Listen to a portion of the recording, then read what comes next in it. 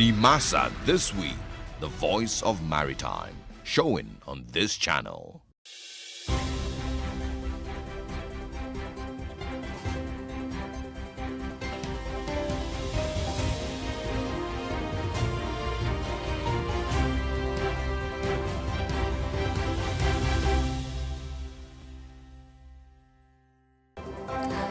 Another school abduction in Zamfara State. Gunmen take at least 18 people and kill no fewer than 3. But we hear 3 of the abductees have escaped. President Muhammadu Buhari signs a petroleum industry bill. The Senate applauds the action, but the Pan-Niger Delta Forum criticizes its provisions. And chaotic scenes from Afghanistan as citizens chase airplanes in a bid to leave the country. U.S. President Joe Biden insists military withdrawal was the right thing.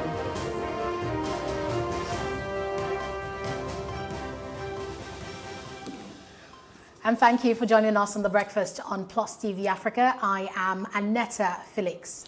And I am Osaogi Ogbonwa. Yes, we do apologize for bringing the show a few minutes behind schedule, but the great thing is that we're ready to unpack all the events that have occurred in the past few hours in Nigeria. Let's begin with the biggest story in the country right now. That's that the president has assented to the petroleum industry bill. Now, we know that this is a legislative document that has been stalling for about 20 years. Yeah. Eventually, it was good news to see that, the House of Reps, the Senate had, gone ahead to pass that, July 16th and 17th, respectively. And the next question was, what was the president going to do? Was he going to assent this? Because we know that there were other groups who had issues with this PIB. They felt that, first of all, the money for host communities, the fund for them was too small. They had gone back and forth between 5%, 3%, and 10%. They wanted host communities to get more funds. They also had an issue with the money that was going to be given for oil exploration in the north and in the basin regions. And they said that why would the government give 30%, for the exploration of oil in the north? So these were issues that they had, and it was a question of if the president was going to make further adjustment to that or go ahead and give his assent. But yesterday, Femi Additional announced that the president has finally assented to the petroleum industry bill. But the thing now is they're protesting against this. The Pan-Niger Delta Forum, PANDEF, released a statement yesterday criticizing this, even though the Senate lauded the president for it, criticizing this, saying this is basically using southern money to fund the north. And it's just been a process that we haven't, yet seen the end of in the country. Yeah. I was even, first of all, I personally wasn't shocked that it was assented to, with the speed with which the Senate and the House of Reps, had, passed the bill. I expected the president to sign it immediately. So, I was only, shocked because they said it was in isolation. So when, there was still news that he still signed, documents, I was like, okay, they probably passed the, papers to him while in isolation. There is that. So, but I think the challenge, with all of this conversation is really with the interpretation of some of these things, and that's mostly with the 30% for frontier states, oil exploration in frontier states, and the 3% to host communities. We've, many times spoken about how much the host communities deserve, to be treated better, no doubt. But it would never, end the conversation with regards how these funds are truly used, because there have been agencies that have been set up for these host communities and for Niger Delta communities for a long time that have not really been effective. And that also includes their state governments and how they've also been able to use state funds effectively to ensure that these communities are treated better. NDDC has also been in the conversation for, a while now, and how much, billions of naira have been allocated to the NDDC that don't seem to be doing, any, good for these communities or for, Niger Delta community. So they would need to look deeper into that. I feel like that needs to be, a bigger conversation to question how, the state and local governments of these communities and the NDDC has been functional all this while. There's also the interpretation of the 30% for frontier states, which has been interpreted as 30% for oil exploration in the north, you know, and like you also just mentioned, the way Paneva described it, it is, you know, using money from the south, you know, to to the north. The 3%, of course, you know, there needs to be proper explanation for that. I hope that we be able to have a longer conversation about that today. The 3%, you know, if it is where it is really coming from, I think there is some clarity that needs to be put out with regards where the 3% for oil communities, for host communities is coming from, and also where the 30% that has been mentioned is coming from.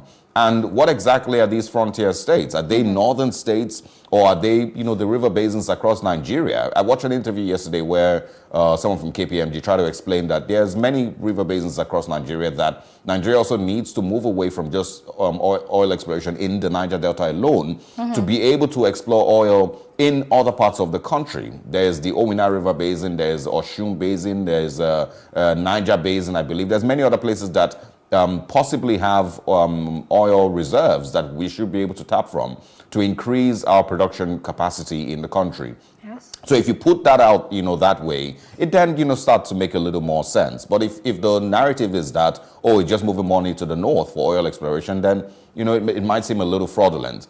Bear in mind that Lake Chad also, you remember that they discovered that there was, you know, some oil in the Lake Chad Basin that had been mentioned by the current administration.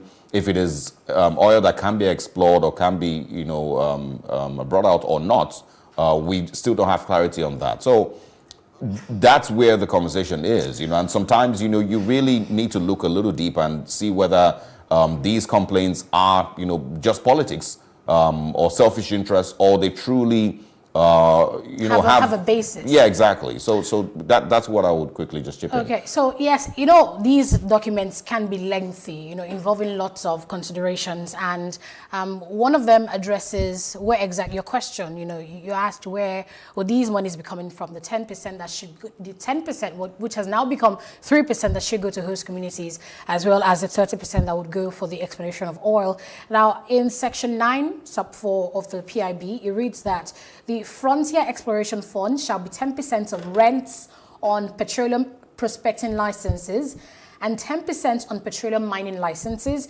The PIB Section 9 also reads that 30% of the NNPC's limited profit oil and profit gas as product sharing, profit sharing, and all of that. So it went on to say that the NNPC Limited will transfer the 30% of Frontier Oil and Profit Gas to the Frontier Exploration Fund escrow accounts, and it just went on, really explaining where these funds will come from and how they will be distributed. But the fact remains that the Pan-Niger Delta Forum and other stakeholders and leaders in these areas where oil is basically say that these controversial sections of the bill should have been discussed, should have been thrashed out before the president went on to assent it. And a question I really want to ask is, why do we have laws that do not truly reflect the wishes of the people? Whether it's the law on the PIB, whether it's the VAT issue, whether it's the what's the other CAMA. You know, I feel that, or not even what I feel, what it should be is that when you make laws, it should reflect, you know, everything that the people want. You know, the wishes of the people should be considered, stakeholders should be consulted before you go ahead and make a law. Because why do you make a law that people would oppose? You know, people should be able to obey it because this is something we all agree to. That's why we're a democracy. We all have voices and should be able to contribute to that process.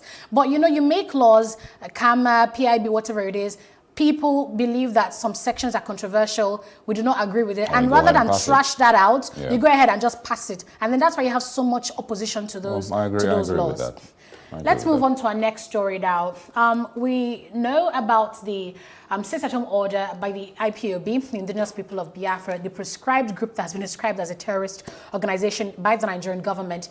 They had, ordered a sit-at-home because their leader, Nnamdi Kanu, had been arrested allegedly in Kenya, returned to the country, and all of that. The trial is set to hold later this month. So the agitation really was for Nnamdi Kanu to be released, and one of their aims to achieve that was ordering everybody in the southeast to sit at home every Monday, till he's released. And they've tagged it Ghost Mondays. We saw how that almost affected exams, NECO exams in the country.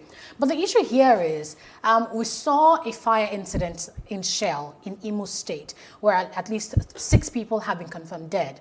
So trying to make sense of this, residents of Imo State said this is definitely unconnected or not unconnected to the sit-at-home order. That the IPOB members were enraged that, this staff of Shell company had, flagrantly refused to obey the sit-at-home order, and that's why they went in there and set it ablaze. And really lots of questions regarding security. What really is the government doing regarding the sit-at-home order? What's the role of the Ohanese Indigbo? How exactly is the general mood of the people in, the Southeast, and what really will be done about it? Because what we see is a proactive system where things happen and then the government go on to say that, we'll do something about it, or the police say we're on the trail of the suspects. But what could have been done to protect installations and facilities in those regions, before things like this happen? Oh, well, to that, I just lost my train of thought now. The IPOB, and the last time we had this discussion, I think I remember that I asked, what do they hope to achieve with, asking everyone to sit at home, and how in God's earth do they expect that the, current administration would say, people are sitting at home in the Southeast, so let's release Nnamdi Kanu. It has zero effect, on his case or on his trial. He will go to court. He will, go through the judicial, the whole, criminal justice system. And if he's found guilty, then, it is what it is. I'm not sure how in any way anybody thought that that would be effective. But I think that is coming from the euphoria and the sweetness that they feel in their system, whenever they ask for a sit at home and people obey. So they're taking advantage of that fact that, they have some influence. It makes them feel good. I think it makes them feel good. They feel very, very powerful when they can, order a sit at home. And this is coming from years ago when it started, maybe like 2017, 2018, when they started the sit at home order. I remember I was on radio then, and I was asking, everybody, I had the same conversations, and what's really the use of this sit at home, and when you also ask people to not vote, what's the use? And I realized, from some of those, comments, that it's really just the sweet feeling they get that they can give an order and people will obey. Because this has no effect on Nnamdi Kanu's trial. It has zero effect on the federal government's, trying Nnamdi Kanu. So they would continue to, do these things and enjoy. It's just to the detriment of the people of Absolutely. Because your students suffer when they can't sit for exams. So they will continue. Businesses suffer. So they will continue to enjoy that thing, and that's one of the points that people would throw out when they say when you give a person who has been claiming freedom fighter for so long, you finally give him power, he becomes the oppressor, that he has been complaining about, and that's really what they're showing. If they continue on this path, they will lose every single drop of goodwill that they supposedly had in the past from people of the Southeast and from Nigeria. Everyone who was somehow, somewhere apologetic or sympathetic to their cause will get to see them, or see beyond their cause and realize that these people are just, criminals and clowns masquerading as freedom fighters or, secessionists or whatever they decide to call themselves. And once they lose that, they realize that they are on their own and people will rat them out. So I don't know who's speaking to them or who's advising them. We also don't know 100% if they are really the ones responsible for this killings in Imo State or this incident in Imo State. But if they are, they need better advisors. And that's it on Top Trending. Now, I've taken a look at the papers this morning and quite some stories there. Let's share them with you on Off the Press after the break.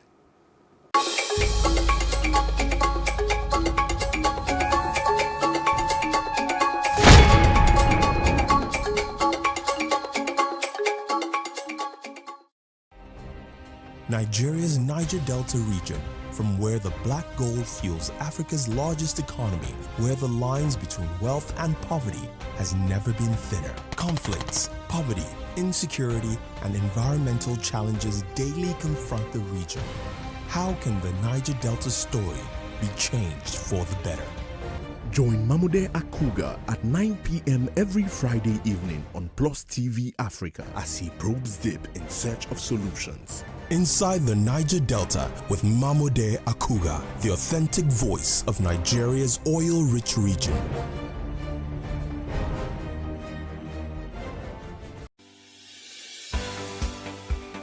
Businesses in Africa can be very challenging. In Nigeria, it is particularly intimidating. and successful builders have learned how to navigate a hostile environment to unlock opportunities. But one major challenge businesses face is how to filter through the noise and identify where their ideal customers exist.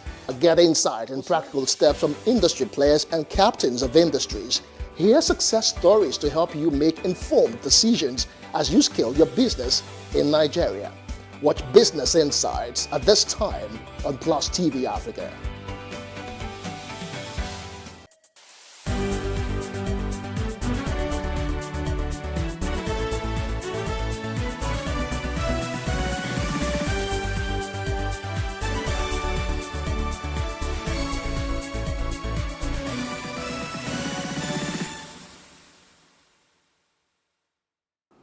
Good morning once again, and thanks for joining us on The Breakfast on PlusTvAfrica. It's now time for Off the Press, and let's go through some of the stories making headlines across Nigeria today. I'm going to start with the Punch newspapers. Just before we introduce our guest, yes, should be on your screen. Yes, it is. It says here, the big one, Buhari signing of PIB. Petrol may sell for 300 naira. Federal government to decide on subsidy and others today. Signing of PIB has ended fuel subsidy. Market forces to determine price, says oil marketers. Minister will tell Nigerians the next step today, says the aide. And also OPEC, NATI, others applaud new law. Algon carpets governors as local governments get 4.85 trillion naira in 3 years. Our debts will keep rising, revenues declining, says the federal government. And Plateau killings, northern groups, one federal government, 13 more suspects arrested. Nigeria records 37,819 cholera cases. Death toll hits 1,178. And also outside Nigeria now, 7 die. Taliban renames country Islamic Emirate of Afghanistan. Nigeria gets 698,000 more AstraZeneca doses. And also this morning, Hush Puppy probe panel submits amended report on Kyari. Super TV CEO, family accuses Lagos police of cover-up, hires Ozekome. And NSCDC arrests 100 recruitment scam victims and kingpin. Let's turn to the Daily Sun newspaper. Headline reads, coup against Shoneko confirmed our fears about June 12, says IBB. Buhari, Kalu Abdusalami, Atiku hail ex-president at 80. 2 die, 14 buses raised in Anambra tank explosion. Above the headlines there, it reads, Governors Ikpeazu Bello clash over repeal of 1999 Constitution. Ex-AGF Adoke links marginalization to secessionist agitation. Sanusi here says, I am prepared for jail after leaving CBN. Denies going into politics. ADF Lords Enugu government, State Assembly over anti-open grazing bill. Plateau killings, enough of empty threats. Northern elders tell Buhari along. Won't tolerate religious violence. Again, Governor warns. Indonesia torture. Nigerian ambassadors express fears over foreign service officers' lives. Urge federal government, UN to be thorough in handling case. PDP, PANDEF, others kick as Buhari ascends to PIB. Clark says he's disappointed. Senate hails the president. Group says it's an assault on Niger Delta. And experts say fuel price hike imminent, with the Punch newspaper earlier saying that the petrol price might get up to 300 naira per litre with the new PIB. Lastly, on the Punch newspaper, federal government releases qualification requests for 4 airports concession. And now to the Guardian newspapers. PIB assent, mixed feelings, fresh challenges trail legislation. Still on the Guardian. OPEC says it will open door to new investment. Host communities kick, decry exclusion. And PDP decries presidential assent despite outcry, seeks urgent amendment. WHO alerts to fake COVID-19 vaccines as federal government receives more doses, begins vaccination. Doctors' strike continues as court adjourns case till September 15. Bandits kill 30, abduct 15 in Zamfara, Katsina, Kaduna. Anambra PDP unveils Advisory Council, Elders Forum, Campaign Committee for Ozigbo, and IPOB suspended sit-at-home still grounds businesses in Southeast. Finally, just crisis rages as governor restates imposition of curfews. I think that's all that we can share on The Guardian this morning. Let's take a quick look at the stories making the headlines on the Daily Trust newspaper.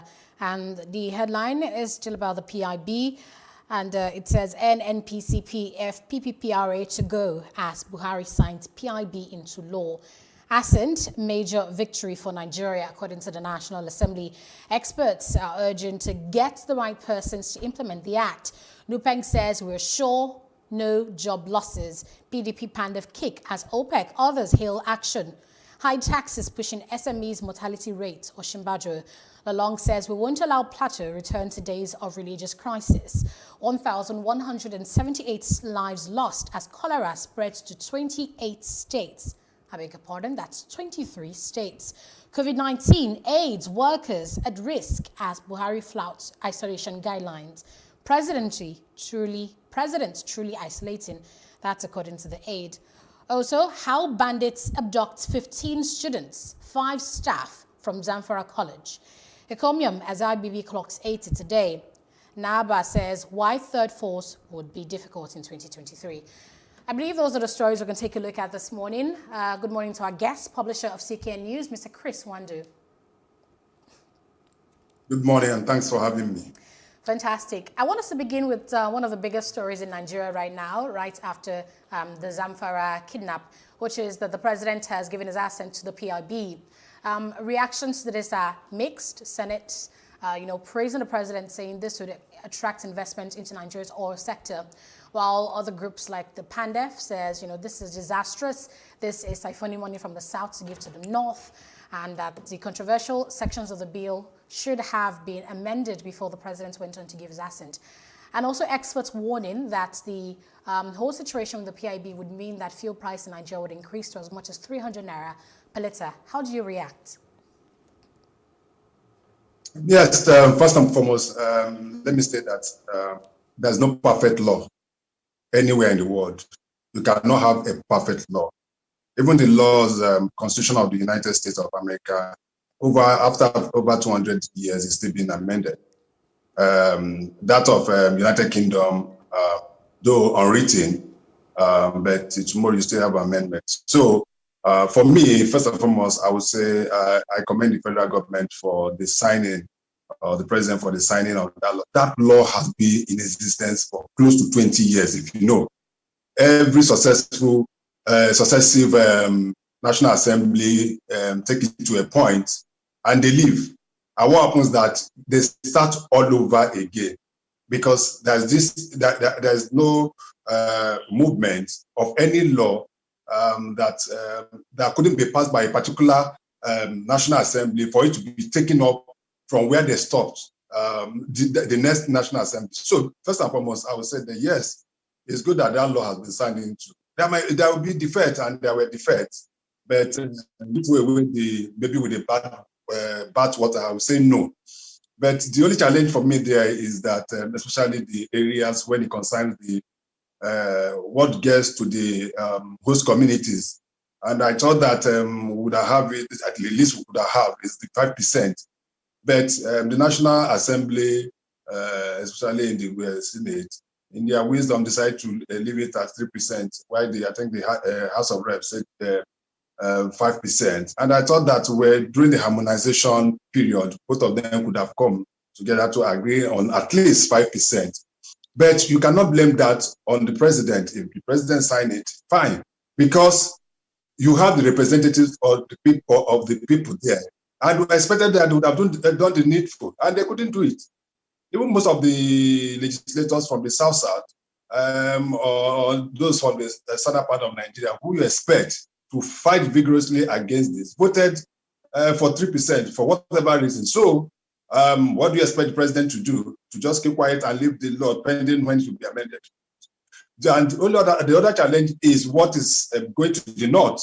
The oil exploration, 30%. And you continue to ask yourself, where is equity? Where is the fair play? And that will keep on raging all sorts of controversies in the years to come. You are budgeting about 30% for oil exploration in the north, but host communities which over the years have been in serious problem with the kind of environmental hazard and terrible situation we find on ground are just getting about 3%. So that, for me, is neither here nor there, and it's not good enough. But we also continue to question people of the South or Niger Delta, that all the funds that have been made available so far, either through the NDC and the various ministries or intervention forces, what have them been used for? You cannot see anything on ground in the Niger Delta, and that should worry, and that is where I think the agitation should start from. But saying that the president shouldn't sign that, to me, I don't think is fair enough for this person. 10% derivation fund that I forgot to mention earlier.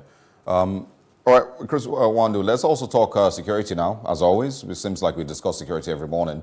But, you know, there's reports of violence, killings in Plateau State and also in Zamfara. It says 30 people, I think that's on the Guardian this morning. It says 30 people killed in Zamfara, Katsina and Kaduna, and 15 abducted.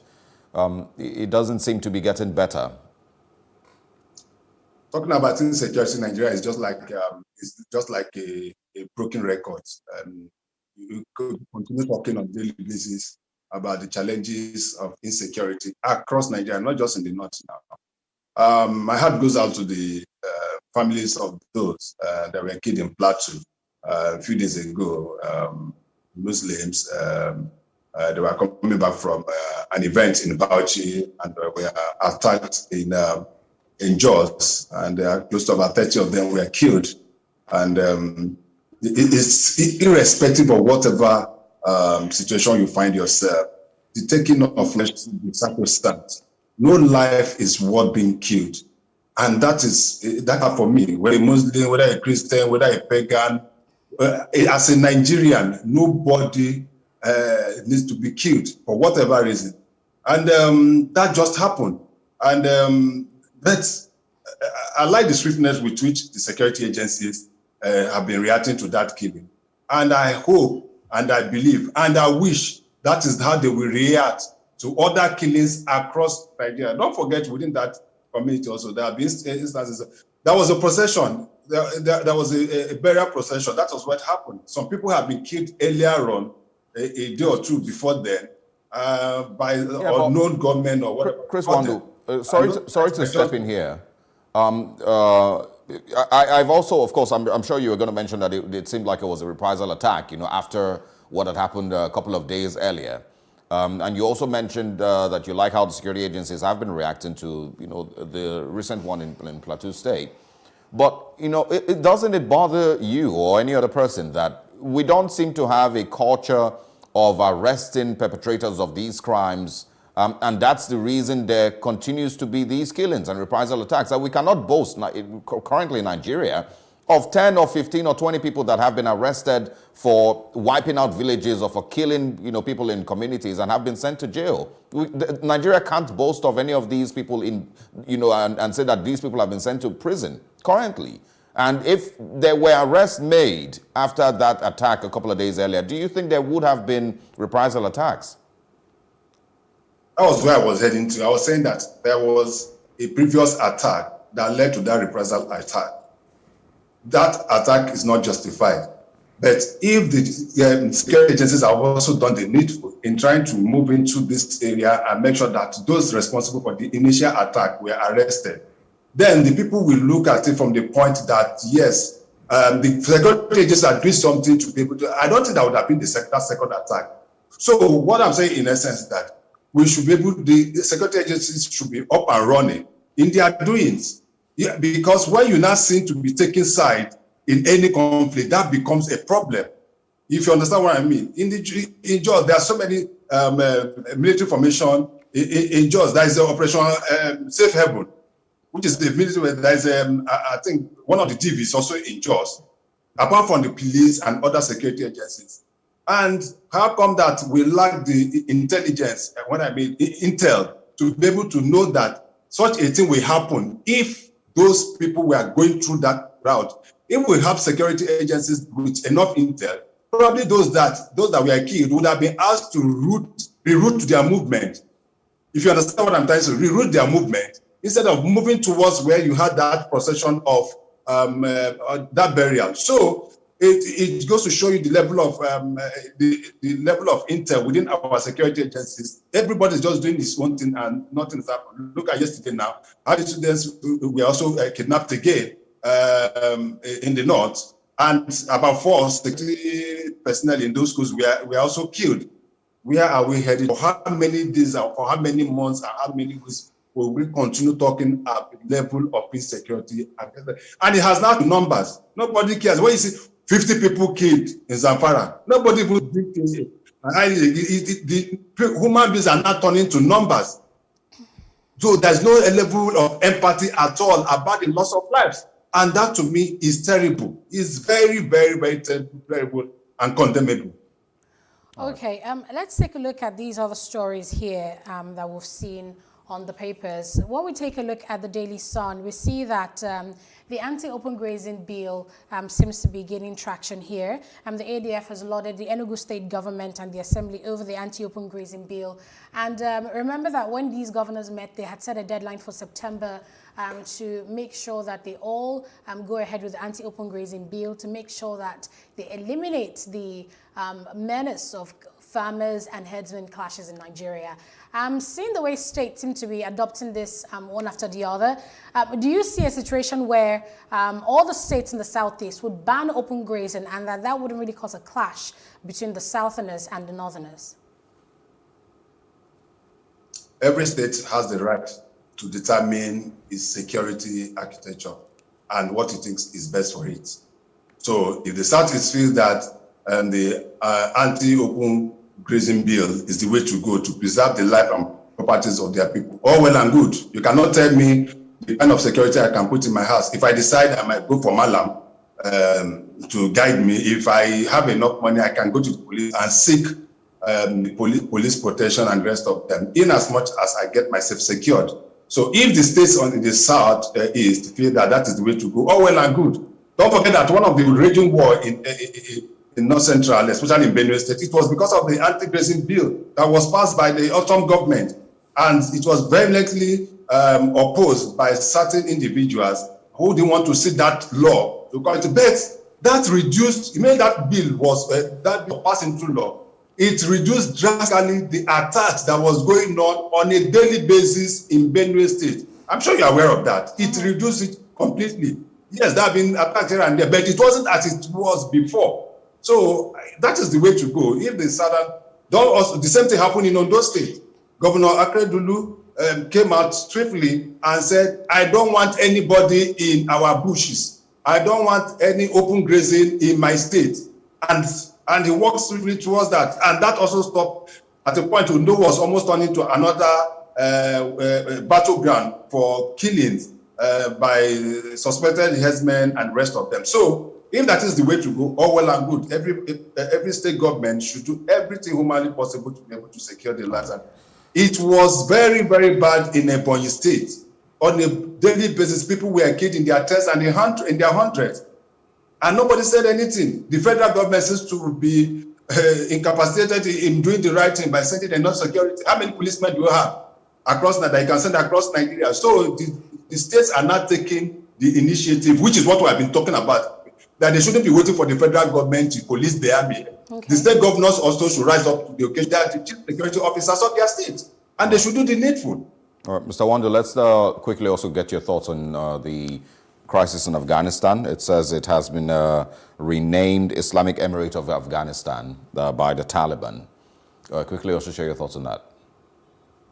It's quite unfortunate what is happening in Afghanistan.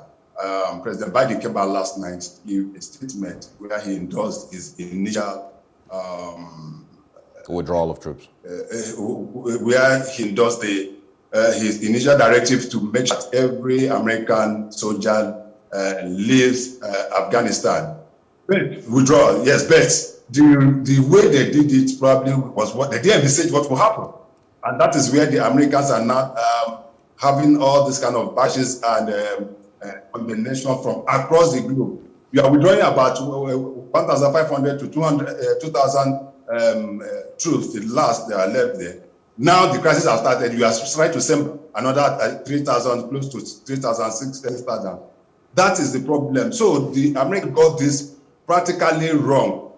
If you know that Afghanistan is a breeding ground for all these terrorists, and that was why about 20 years ago to make sure that they guide and make sure that there's no level of terrorism coming from Afghanistan. That's where Bin Laden, Osama Bin Laden, and rest of them.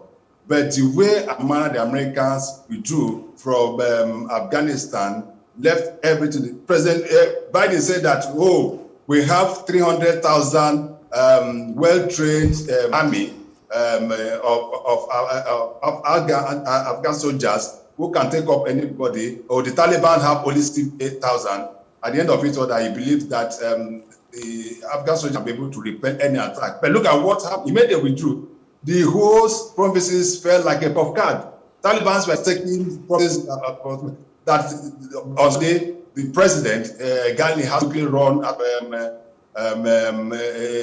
Kabul, the state capital. It's just unfortunate. And you're going to have a lot of material crisis. You saw people out of planes from the sky and the rest of them, and it is really terrible. All right, Mr. Wanju. I hope that very soon.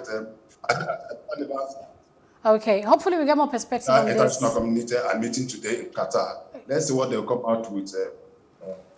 Yeah, that's it. Yeah, quickly before I go, I wanted us to talk about this story with, saying this is a military formation and that we need to create something that is truly of the people. While Governor Yahaya Bello said it's unrealistic for us to repeal the Nigerian constitution at this time.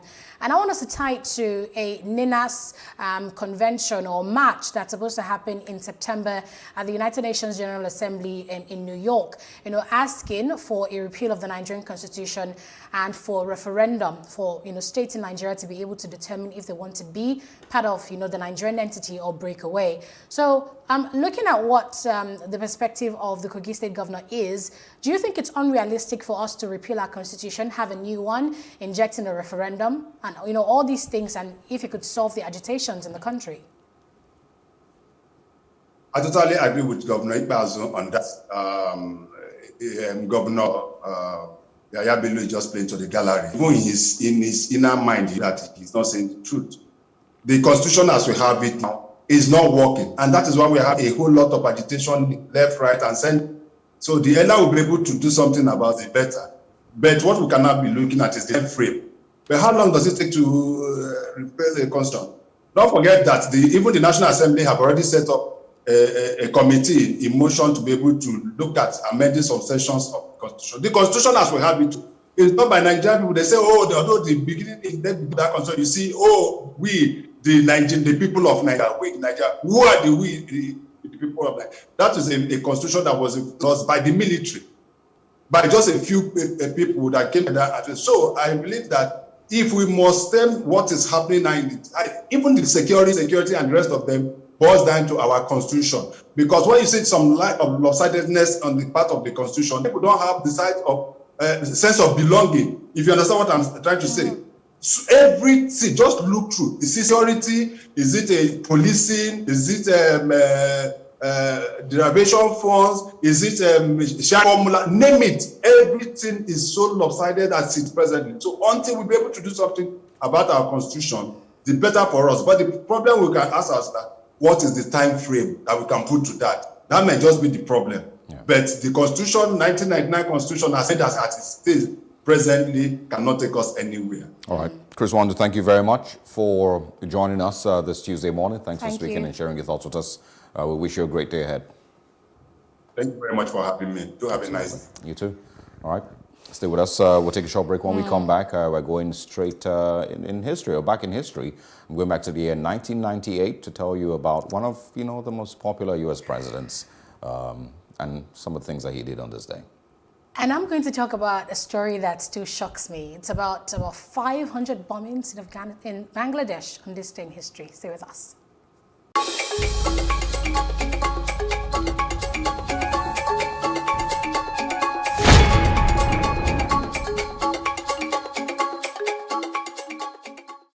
Hello and welcome. It's Nimasa This Week, the voice of maritime.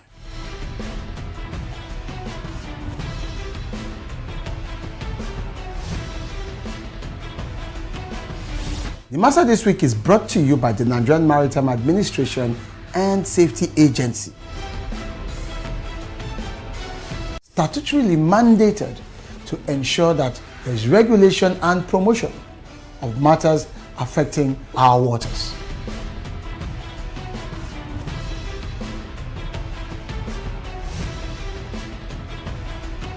Nimasa bears responsibility for search and rescue, shipping development, and ship registration.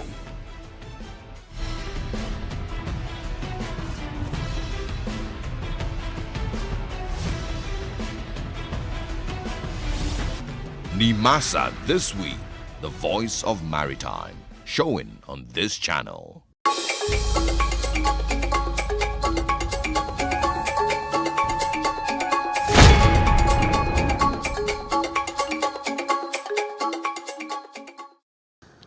On this day in history, the 17th of August 2005, something terrible occurred in the country of Bangladesh. Now, what happened on this day in history was that 500 bombs were set off in 300 different locations in 63 of 64 provinces in Bangladesh. Now, this 500 bombings occurred in a space of 30 minutes from 11:30 a.m. to 12 noon this day in history. There was an Islamist terrorist organization that was responsible. They claimed responsibility for this attack. And it wasn't until, the next year, March 2006, that these suspects, 2 suspects were eventually captured. Now, 5 were sentenced to death. 1 was sentenced to 20 years in prison for their parts in the bomb attacks in that country.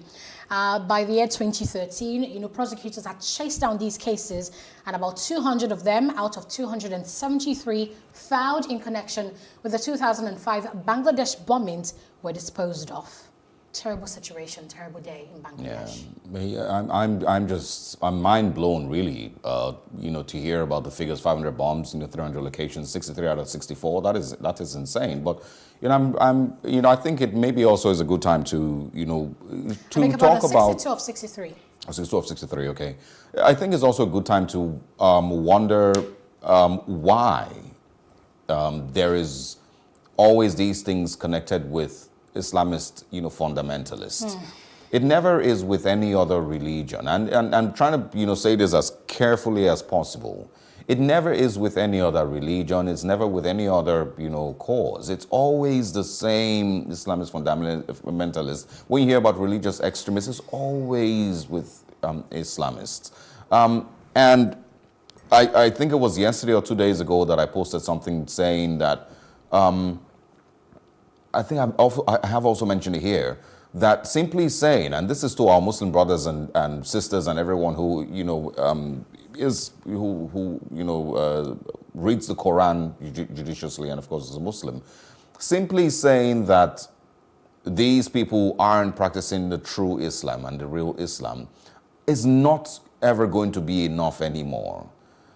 If you're looking at what's happening in Afghanistan today, if you look at the growth of ISIS and ISIL and Al-Qaeda and every other terrorist group, Al-Shabaab, Boko Haram, simply saying that all the beautiful, peaceful, peace-loving Muslims across the world are the ones practicing the true Islam and what the Quran truly teaches is never going to be enough. I think there's so much more work that needs to be done to teach and to practice and to show and to force the true peace that the Quran teaches, that the Islam teaches. By simply denouncing them, it's not in any way changing or reducing the amount of these extremists and these religious extremists.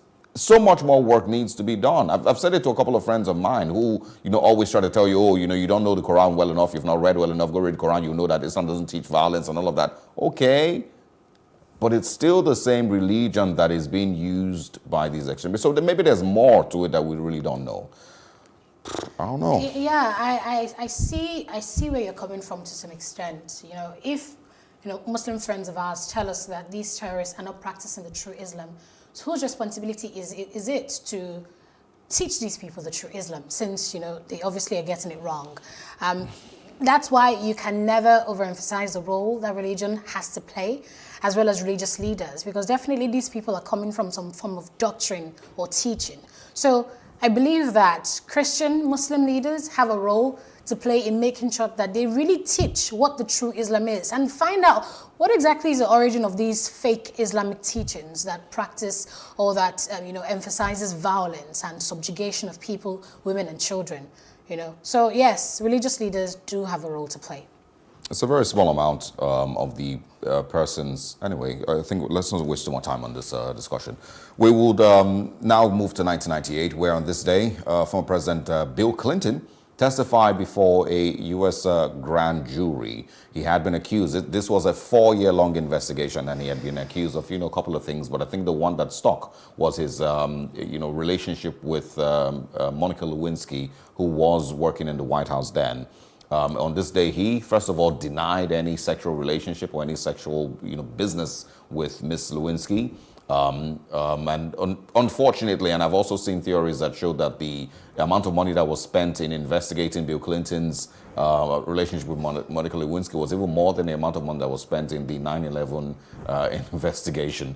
But this became the highlight of that trial. There were other things that Bill Clinton and Hillary were accused of at that time. Some mismanagement of funds, some real estate issues here and there.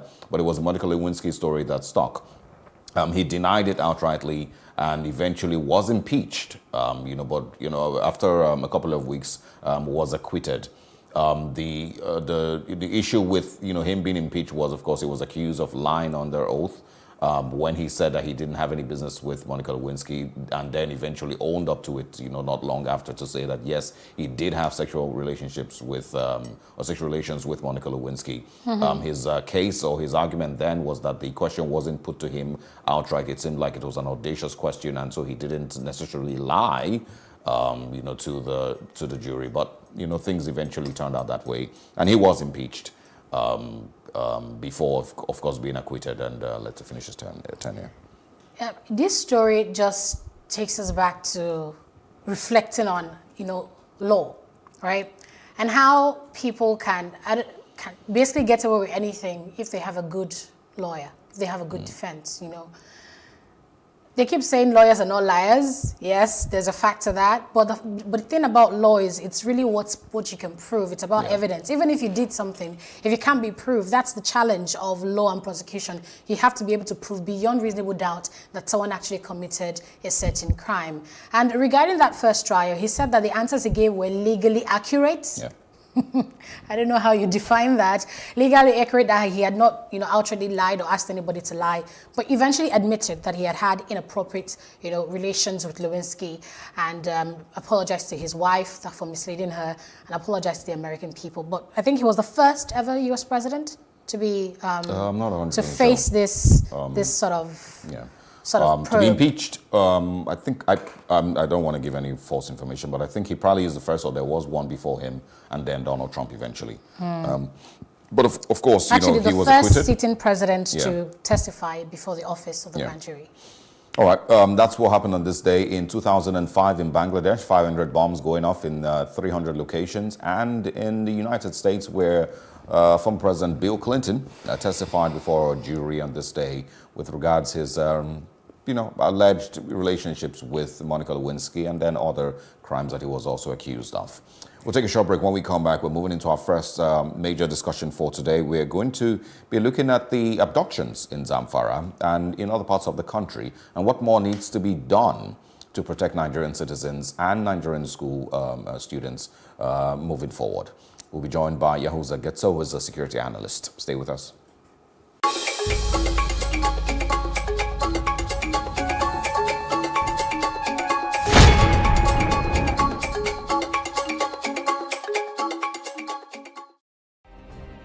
Nigeria's Niger Delta region, from where the black gold fuels Africa's largest economy, where the lines between wealth and poverty has never been thinner. Conflicts, poverty, insecurity, and environmental challenges daily confront the region. How can the Niger Delta story be changed for the better? Join Mamude Akuga at 9 p.m. every Friday evening on PlusTvAfrica as he probes deep in search of solutions. Inside the Niger Delta with Mamude Akuga, the authentic voice of Nigeria's oil-rich region. It's only in Nigeria where special needs kids are not good in arithmetic. If your lecturer teaches you something in a certain way, and then you find another way of explaining it, you might be penalized for not even putting it down word for word. And what drives me crazy the most is when you see Loma officials, these ladies in orange suits on the roads, in Lagos roads in particular, sweeping the roads, are now sweeping the sand into the gutter. I mean, were they not trained before they got that job? It's the adoption of strange laws that we have come and put and twisted religion into it for me that is causing the problem. There's a lot of change that can be created because half of the children today are homeschooling anyway. So can we actually take advantage of what we're having on ground and change the narrative? It's now you want me to Japan. Are you okay? I didn't go since. It's now you want me to leave? No, because it's about to get better.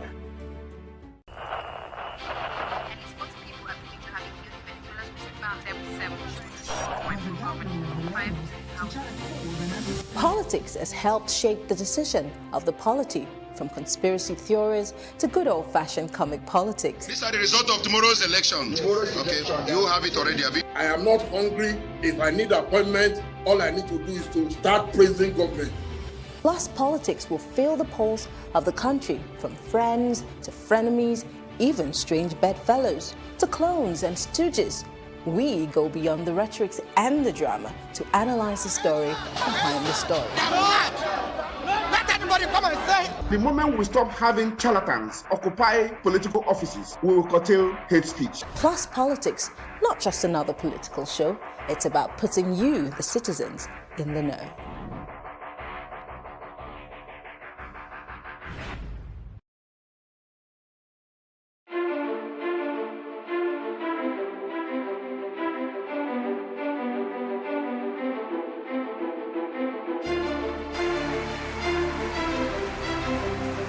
This medal has been directed to empower 1,000 persons with disabilities in each state in the next 12 months. When I start hearing the shoot of guns.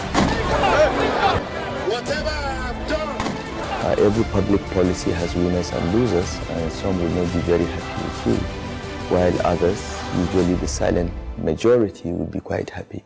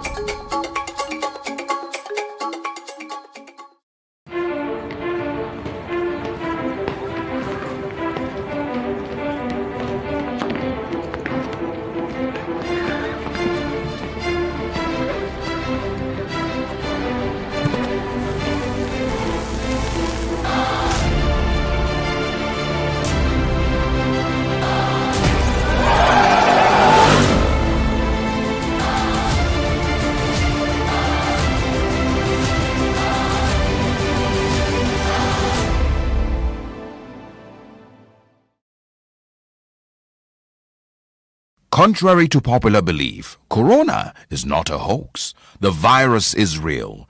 Be responsible. Wear a mask. Wash your hands with soap and water and avoid crowded places. Maintain physical distancing.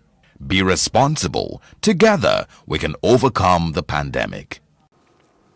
With reports of more kidnappings in Zamfara state, of course, security challenges still across the nation.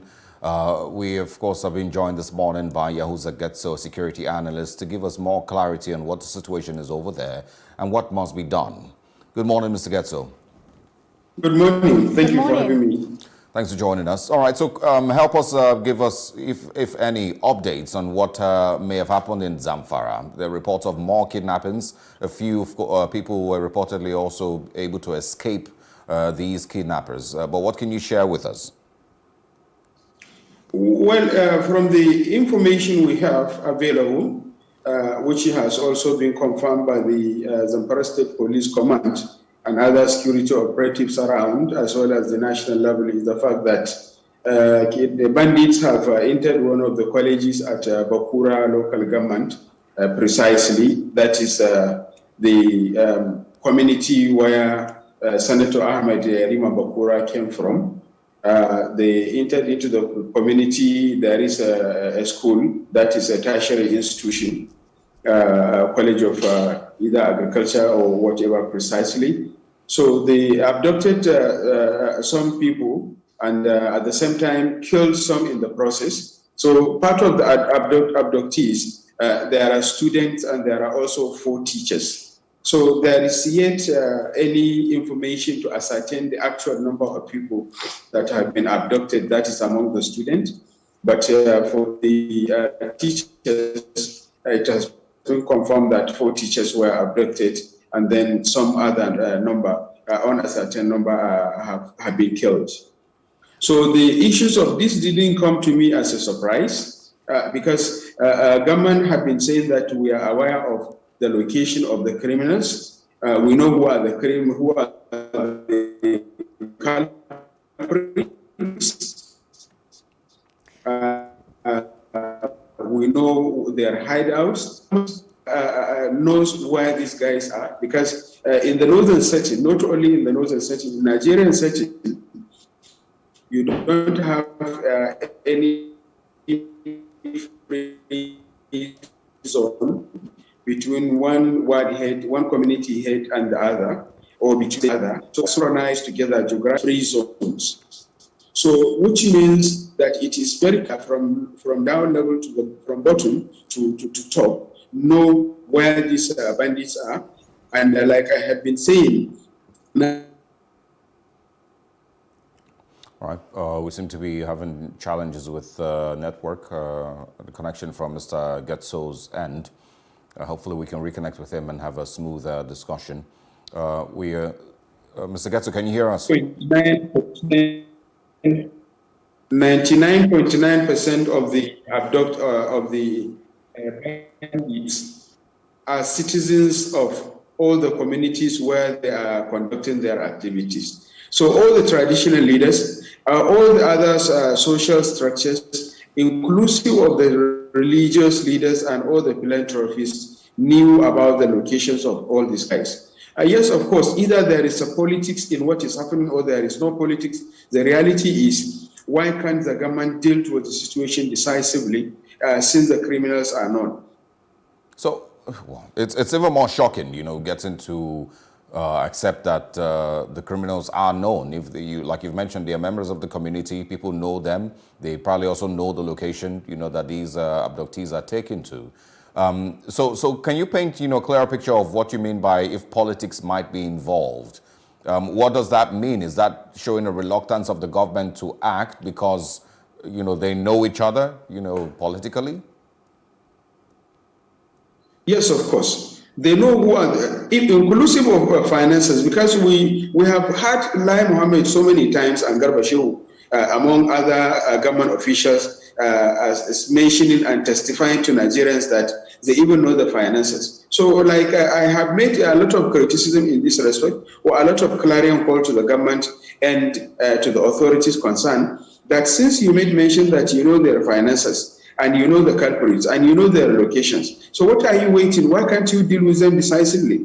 And why do you release Kunene? Kunene is one of the armed transporters and armed managers and armed marketers and armed traders. He is very well known in the whole part of northern Nigeria, inclusive of areas of northeast. Northwest and North Central in the case of armed distribution, armed trading, and other things. So, but he was arrested, and later, after 2 years, he was released. And immediately after his release, a lot of things started happening in part of Zamfara and part of Sokoto. That is what happens recently in Bakura, which is neighboring Rabah local government. Rabah local government, of course, is in Sokoto. And then there are a number of communities within the forest. That is between Talata Mafara local government, Bakura local government, Shinkafi local government, Kauran Namoda local government, down to Zurmi and to some extent Jibia Bazari in Kasana, neighboring Bindi Magaji, and as well Safi local government, neighboring Kankara, and allied Sabwa, Paskari, and other notorious flashpoints of all this criminality. So it is very clear that the question we are now asking is, do we really have a sovereign government? Do we really have a serious government? Do we really have a serious and committed government? And is government really ready to put the political and administrative will so that all these things can be addressed accordingly? When we look at other things that is happening in some other part of the Northwest, this kidnapping, we only know when it happened in school, when many people are abducted, or some of the government institutions. But a lot of things happening in other communities, hundreds and number of communities are being destroyed in many parts of Kasana, many parts of Zamfara, many parts of Sokoto, many parts of Niger, and alike. Look at the number of children. Commissioner of Information of Niger State was abducted, and he was released in less than 5 days. Today, as we are talking, the children between the age of 4 and 12 from Tegina Islamic school, I think if I'm right, they are above 100 number of days. And the children of government also are in captivity for almost above 50 days. And then there are other people that are in captivity in many other parts of the country, like in Funtua in Katsina State, like in Damusa. Even yesterday, there were demonstrations and protests in 4 local government areas for the community members showing their grief.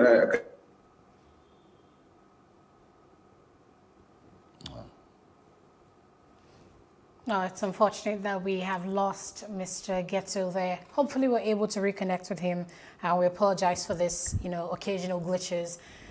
Mr. Getto really is hitting the nail on the head regarding these things, and it puts me in a very sober mood, because when I think about, I love to put myself in the shoes of people and, be empathic, and because it just gives you an insight into what exactly are these people facing. I take a look at the Daily Trust newspaper every day, and they're keeping a toll of, a daily count of how long people have spent in captivity regarding students who have been abducted.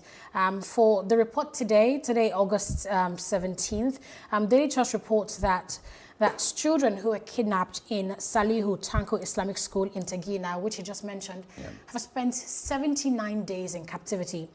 Students who were abducted from the Federal Government College in Benin Yore have spent 62 days in captivity. Students abducted from that Bethel Baptist High School in Kujama, remember we've been talking about this, spent 44 days in captivity.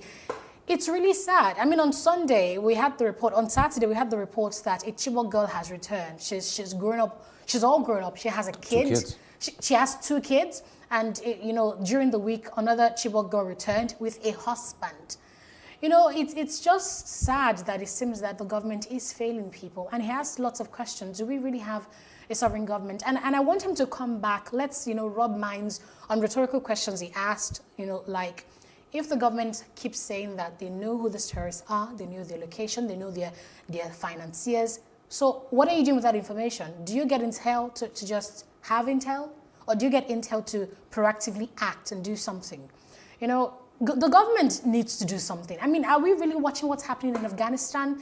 These people subjugated the Afghans for a long time, ruling in the 1990s. And it took the, U.S. intervention to come into the country and, suppress them. They ousted them, but they never left. They still stayed there.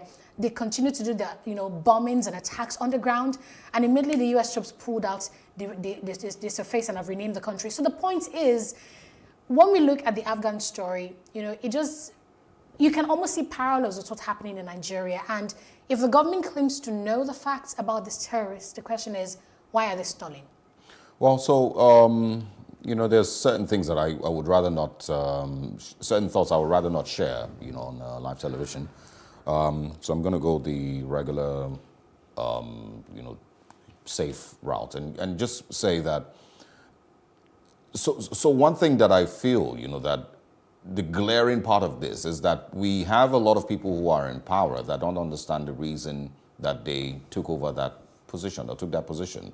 The reason that they campaigned and they spent, all, possible No, they know the reason, but it was for the wrong reason. Well, yeah, for the wrong reason, but at the same time, when you've campaigned so, much and you eventually get into that seat and you don't understand that it is your responsibility to protect lives and property, it hurts to see the level of the show of indifference, to the lives and property of Nigerians.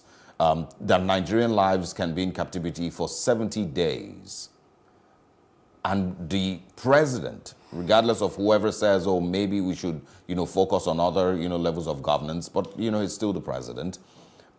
The president himself doesn't, I don't know if there's any other people who are looking at, are seeing it different from myself, but doesn't seem to be that bothered that there's Nigerians who have been in captivity for 70 days. And that includes the state governments and the local governments. Like who? This is the question that, who exactly is concerned? If you're saying 70 days, let's talk about the Chibok girls. I said about 100 of them for about 6 years now, since 2014. So who exactly is concerned that there are Nigerians that have been in captivity or can't even be found anymore for the last 6 years or for the last 70 days or for the last 66 days? Who exactly? Like, is there a person in Nigeria who is in a position of power? And then that includes every person who speaks for the presidency and the people who speak for the state governments. Like, I know you're doing your job as a spokesman, but is there any person who is really concerned that there are Nigerians who have been kidnapped and are, have been in captivity for 70 days? What terrorist group, what level of banditry gives you the capacity to hold people for 70 days and keep feeding them and making sure that they don't escape? It means that, you have the resources to keep people in captivity for that long. How do governors and the president and everybody go to sleep every night and just wake up the next morning and go on like nothing's different? Osaige, let's throw these questions to Mr. Getso, the security analyst who's back with us. Mr. Getso. Seems we've lost him again. Sadly. Well, these are going to be the questions, and I'm going to take it back to something that I was speaking about before, the fact that a lot of people have lost faith in the whole government and criminal justice system, and that's why you hear about reprisal attacks. Because if you trust that when terrorist activity is carried out, bandits attack a community, if you trust that they will be arrested, and even when they're arrested, you trust that they will be sent to jail or they will be tried for their crimes, then you will not bother about reprisal attacks. Mr. Getso, can you hear us now? Yes, of course, I'm with you. Welcome back. Please go ahead. We're really just trying to make sense out of what the situation is in Nigeria with these kidnappings.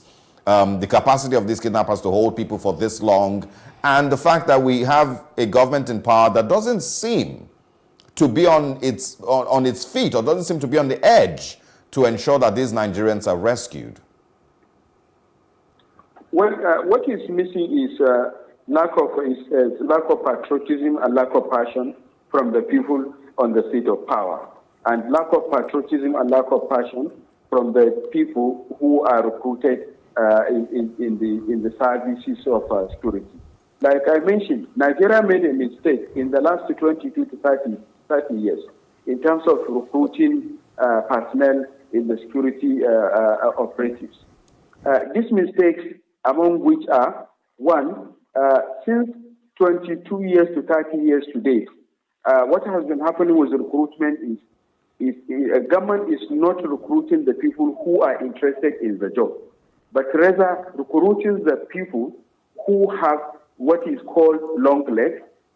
If you go to the community you want to recruit, the ward head will give you the name of his child or the name of his parent.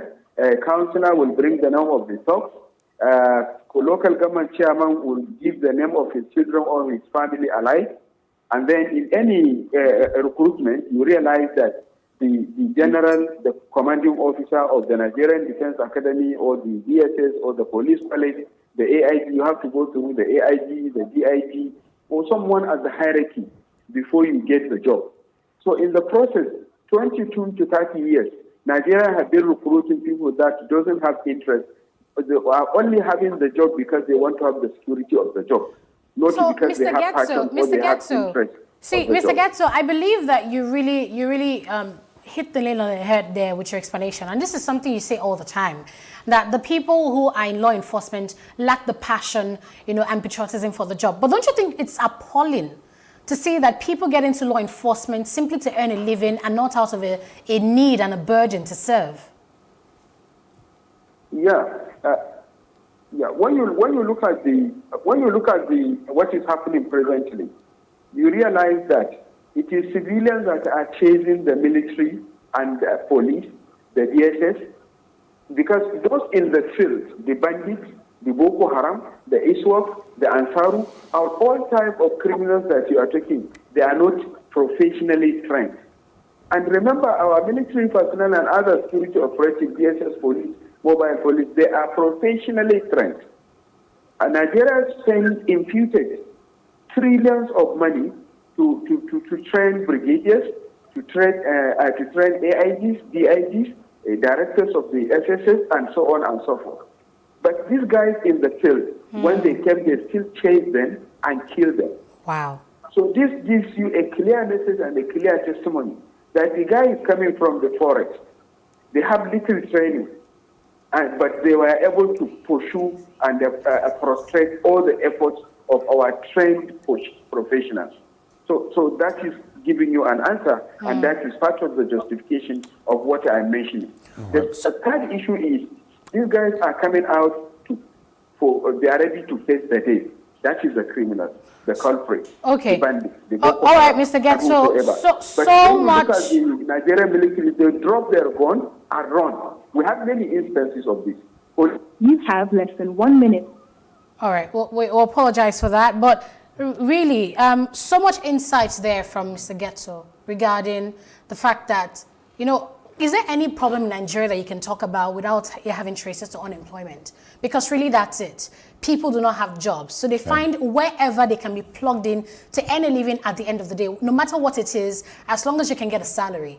And if it's for a law enforcement role, just so you get a job, people are enrolling for the police, people are enrolling for the NDA, the this and that, just because they want to get a job. Not because they see the challenges in the country regarding security and really want to serve. Not because they want to get trained to be able to tackle, our security threat, just so they can get a salary at the end of the day. I totally agree, and that is with regards every, security agency in Nigeria, from police to the army, the navy, the air force, the NSCDC. A lot of these people who get into those positions are really just looking for employment. They don't care what it is, as long as I'm going to get paid at the end of the month. I'll take that offer. If you look at the thousands of people who apply to join the police everywhere, it's really not because they have an interest in serving. It's a job search. There is that, but that also tells you that from the bottom, from the top to the bottom, there is that same challenge, because if you're recruiting people and you've gone through, or you assess them, you put them through whatever tests that are necessary, you should be able to tell that this person really doesn't care that much about serving. And so there are people that should be disqualified right from the first day that they try out. When they have the obviously they don't. And then whose responsibility should it be to have seen that, well, this process of recruitment is not working because everybody that we've recruited in the last 5 years doesn't seem to care much about serving. And it's not, effective enough for the force. And you see that last point he mentioned about the directors and people in the higher ranks of management getting all the training, while the people who do the groundwork, people who are on the field, lack the knowledge of the international best practices to execute their job. That really is saddening. All right, Mr. Getso. Mr. Getso, welcome back. See, I need to ask you this question because, Mr. Getso, please hold on. Mr. Getso, can you hear me?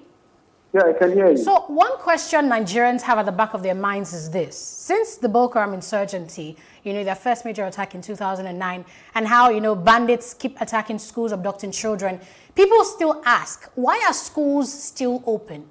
Do you think that's a question we need to consider? Yes, absolutely. But before I answer that question, let me respond quickly to some of the concerns you made mention. Okay. About the people on the authority, the people in the field doesn't have training. No. These people, they train, the Nigerian operatives, security operatives, they train directly from the training institution. They send these guys to the field. So they don't have experience. They don't have interest on the job. And this government is imputing huge amount of resources for training. But the question, what is the quality of the training? Who are the trainers? Are they having equipment and gadgets to do the training? And many other questions. So coming back to why the schools are still open. Yes, of course. The reason why the schools are still open is because the people on the authority, I'm not talking of the security operatives management, no. I'm talking on the leadership, the local government chairman, the members state assembly, the governors, the members national assembly, the senators, and the ministers, among other head of parastatals at the federal and state level. They are not interested in governance. There is no element of good governance. So it is the issue of leadership now. We have people that their children are not in these schools. Remember, I am very sure that some of your reporters have been to either Kagara or Kankara or Jengebe with their video recording devices. You have recorded, you have seen the location, the building in the schools. I cannot even keep my dog in some of the schools. And most of these schools where this thing happens, they are pilot schools. They are special schools as far as the state government is concerned. Even the federal government, Benin Yauri, is one of the special schools, government. But when you look at the environment, I cannot even keep my dog. If I have a rat, I cannot keep it. If I have a snake, I cannot keep it there. If I have a monkey, I cannot keep it there. But that is where human beings are being tested, and the future leaders are being trained. So the issue is, do you even have what is called a school? I was a teacher for 16 years, and I know what it takes, and I'm an educationist by profession to some extent, and I know I taught at the nursery, at the primary, at the secondary, at the Federal College of Education, the State Polytechnic, and even at the university. So there is no institution of learning that I didn't taught, and I don't know what it's supposed to be. Do we have the facilities? Do we have the classrooms? Do we have the fence? Even in most of the schools have broken, and government is not doing anything.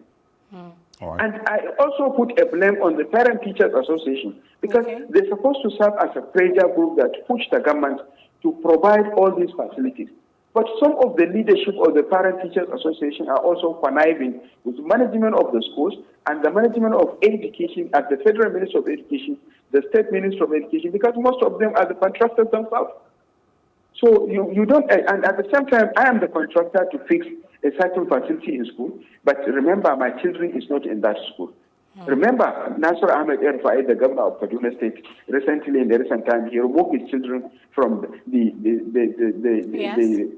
public school where he took the child. So, and there is no explanation, no proof. That I want to tell you that school is inside the city of Kaduna, and between that school and the military formation is not up to 2 kilometers. The highest 6 kilometers. Between that school and Nigerian Defense Academy is not up to 5 kilometers. Between that school and the office of the GOC, that is a General Commanding Officer, commanding the zone, is not up to 5 kilometers. And between that school to Jaji Cantonment, military cantonment, is not up to 30 kilometers. So between that school and the State Police Command is not up to 4 kilometers. But still Nasser El-Rufai went and removed his child from that school, and there is no provision whatsoever for the protection of lives and properties, especially lives of children of other people there. So, and you cannot tell me one governor. Most of these governors, their children attend most expensive schools. Most of the permanent secretaries at the federal and state level, the something. Most of the directors, even in the education ministry, their children are not in public schools. So how do you expect them to fix these schools? And even the security operatives, their children, the leadership of the security, right from even the assistant inspector general, assistant superintendent of police and the second lieutenant, as well as the ordinary rank and file, even in the DSS and the police and others. They don't take their children into these public schools. So the children are not there. So they don't have passion for governance. They don't have interest. That is why I'm asking, do we really have a responsible government? Because you cannot have a responsible government and will allow these things to continue to happen. And to some extent, some of these criminals are even given ultimatum to a sovereign state. That is one of the reasons why I always pose a question, that is Nigeria really a sovereign state? Do we really have a leadership? And it is the question of, as time goes on, all these reports that we are getting about abduction is only from schools. I want to tell you that the communities of Kankara, Kankia, Musawa, Matazu, yesterday were on protest. They blocked many roads in Katana. But government is not even, does not even care about it. To show their grievances about the level of criminality, a level of how their wives are being raped, children are being killed, women are being kind of kidnapped to the forest. Bandits will come and we use torchlight, see your wife, select the one you want. He will take you to the forest, and then after 7 days, he will bring it and take the other one. And you don't have anything to say. Look at what is happening in Funtua, Sabwa, Paskari, and Danjumi. Look at what is happening in Zaria. We have had argument with the Commissioner of Internal Affairs and what do you call it, Internal Affairs and Security. They have personnel everywhere in all other formations, in other local governments. But when you go out there, they are not there. Because I'm a practical person, I go to this field, I checked practically. The security, the formations they are saying, they are just there in some places. And they are not doing anything. They always tell the community that we don't have instruction to face the criminals until we get directives. So people are being killed, and you are still saying you are waiting for directives. And we have had a statement from Mr. President, that is Muhammad Buhari, saying, kill anybody you cited with AK-47. But we have records and evidences that these criminals pass through military formations and other checkpoints with their arms, with AK-47. They go to nearby communities, they buy their social needs, and they go back to the forest, and nobody is chasing them. Nobody is killing them. So they are being cited with AK-47, AK-49, and other sophisticated arms. And the question is, those who have been presented by Nigerian police and Nigerian military that they have returned arms to the government and they have surrendered, what provision have government done for them? And I disputed all the governors that says they conducted dialogue. It's a lie. It's not true. I have my evidences. If they have their evidences to tell me that the dialogue happens or there is any negotiation with bandits in Zamfara, in Katsina, in Kaduna, in Sokoto, in whatever part of northern Nigeria, let them tender it. I have my evidences to tell them they are liars. The governors are not serious. The governors are telling lies. They are telling stories that have no backup. So until and unless masses, I'm not advocating and I'm not calling for people to take arms and protect themselves, but people are being pushed. Mr. Gatso, we'll have to wrap up here. Purchasing arms, because we have so many arms in the wrong hands now, and government is not doing anything. Arms proliferation is one of the lucrative business in northern Nigeria, especially, and many parts of southeast, and some parts of the southwest also. All right. So, which means, Mr. Gatso, apologies, we'll have to wrap up here. It means they will start chasing one another, and then probably after the end of we have to learn lessons from what is happening. Mr. Getso, can you hear me? Mr. Getso, you have made valid points. We've noted them. We hope the government is listening as well. And we thank you very much for your time on The Breakfast this morning. Thank you for having me. Have a great day. All right. Hopefully the next time we speak with him, it has to be with something, some good news. Maybe, I don't know.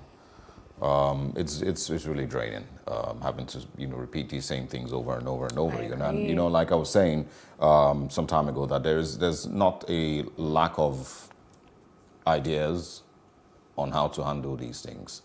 There's just lack of interest, really from the government.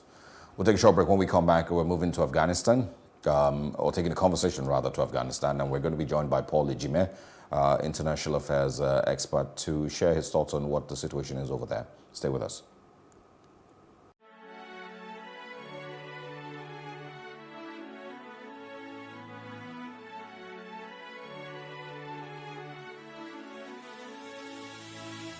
It is engagement we need to have. Those who suffer miscarriages are never taken into account. Members of the National Assembly are also influence peddlers. You are sitting on Nigerians' money. From the barbing, I pay my rent. On the barbing, I send my children to school. A consultative engagement. No any tangible notification before they ban us. It's one thing for people to be at your back and the heat of the moment, and another thing for them to still be with you when push comes to shove. I will do everything to take Lagos out of the national grid.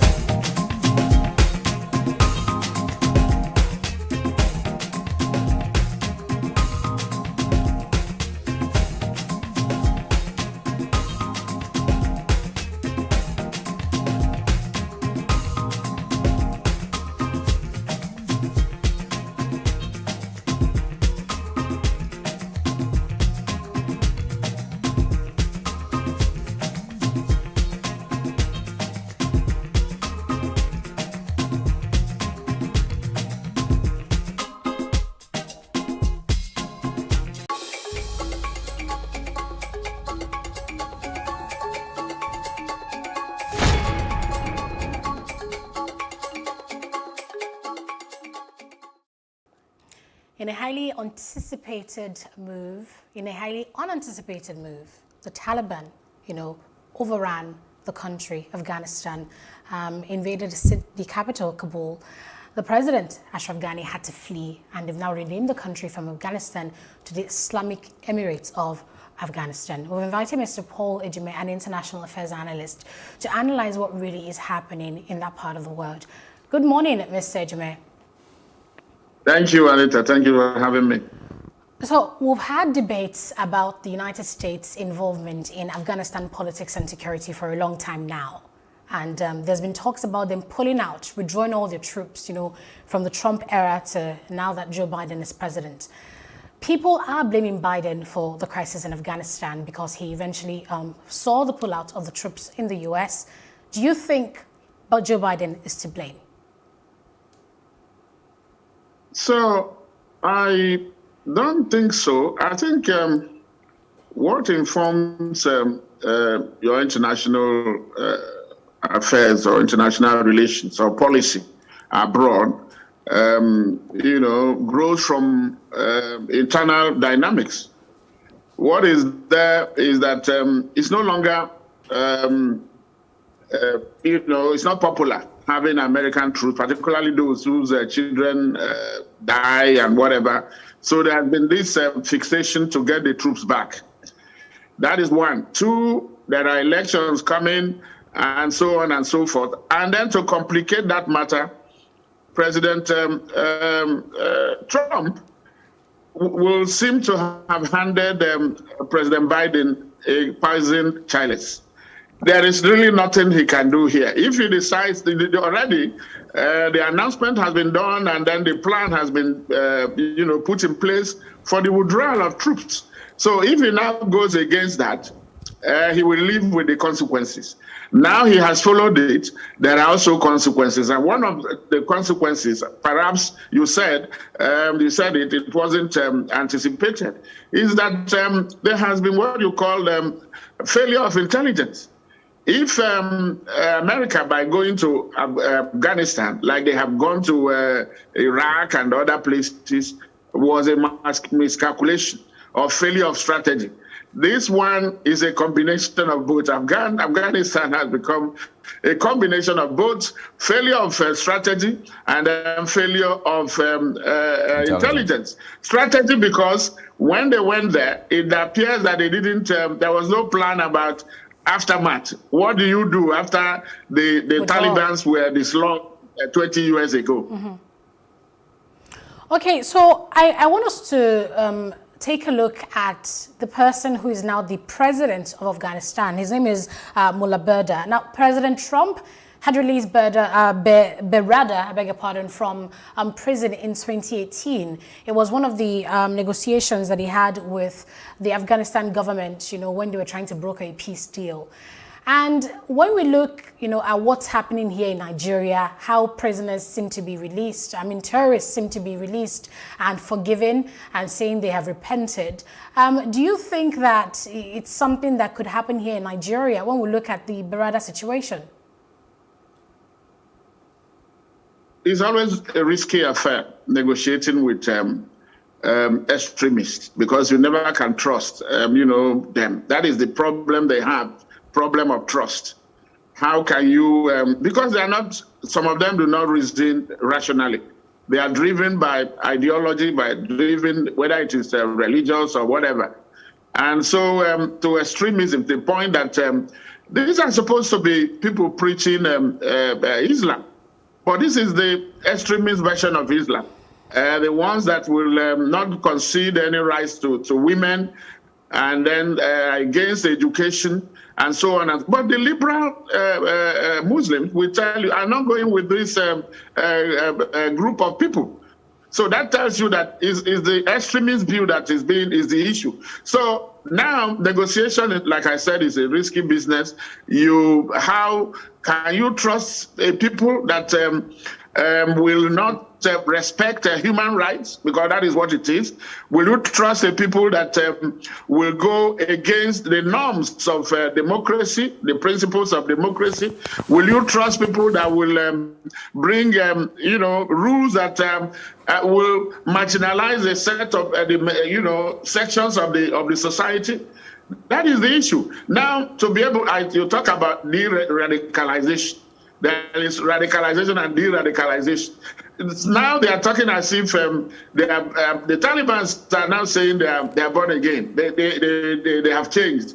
They will. But I was looking at a report about now asking a reporter, I think with the CNN, a woman to cover her face. You must cover your face.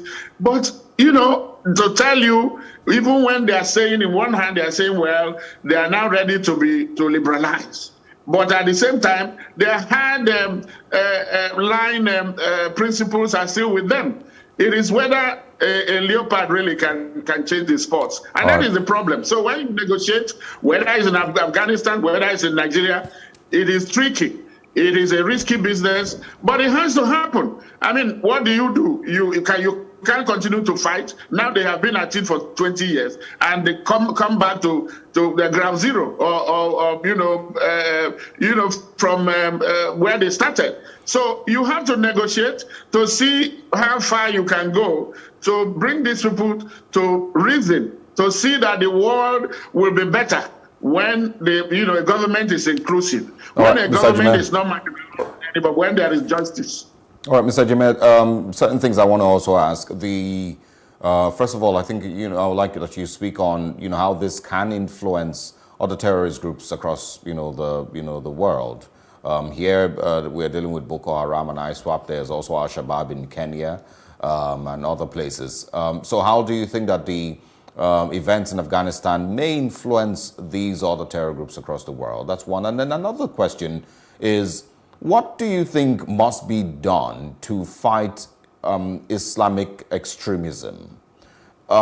Because we can do all and say all and fund, build infrastructure here and there and whatnot. But these are a group of people that place religion and their beliefs in their religion above every other thing, and that includes above humanity itself. So what do you think must be done across the world to combat or reduce extremists, Islamists? It seems to be a problem that the world itself would have to deal with. Yes, and there are two layers to it, at the national level and then the international level. But let me also make the point that extremism is not limited to Islam. Yeah, but, you know, there are, no, it's not. You know, yeah. and I agree with you, Mr. Ejime, but what we're currently dealing with across the world is the Islamist extremism. We're not seeing violence from any other religion. Okay, we may not see violence, but there are also some very insidious and dangerous policy and you know, practices associated with some religions that should not be tolerated. So I do not want us to now begin to isolate them. I want us to deal with them. If we're dealing with extremism, it has to cut across. Absolutely. If it is religion, whether it is by Christians, whether it's Buddhists or whatever, must be condemned for what it is. And let us, you know, what happens is that these people will tell you that they read their own version of whatever it is they are doing, philosophy. Remember that Johnstown in America, some time ago, very far back, where people, you had a mass suicide of, you have cults, people who follow particular person that they lionize and then they worship as their own. And then whatever they tell them, that is what they do. That is also extremism and should be condemned. So while we are dealing with the jihadists, whether it's ISIS, whether it's Al-Qaeda, Al-Shabaab, and all that, it is dangerous. And then I've said, look at it from the macro and the micro level. The micro level is the national level, where you now have, because at times these things grow and is extended. If you do not catch it or nip it in the bud nationally, that is now when it grows and then brings all these, becomes hydra-headed. So at the national level, governments must make it a point to be inclusive, to show justice to all manner of person, and then not to be, pandering to any particular religion. Look at Nigeria. Nigeria is supposed, by constitution, is a secular state.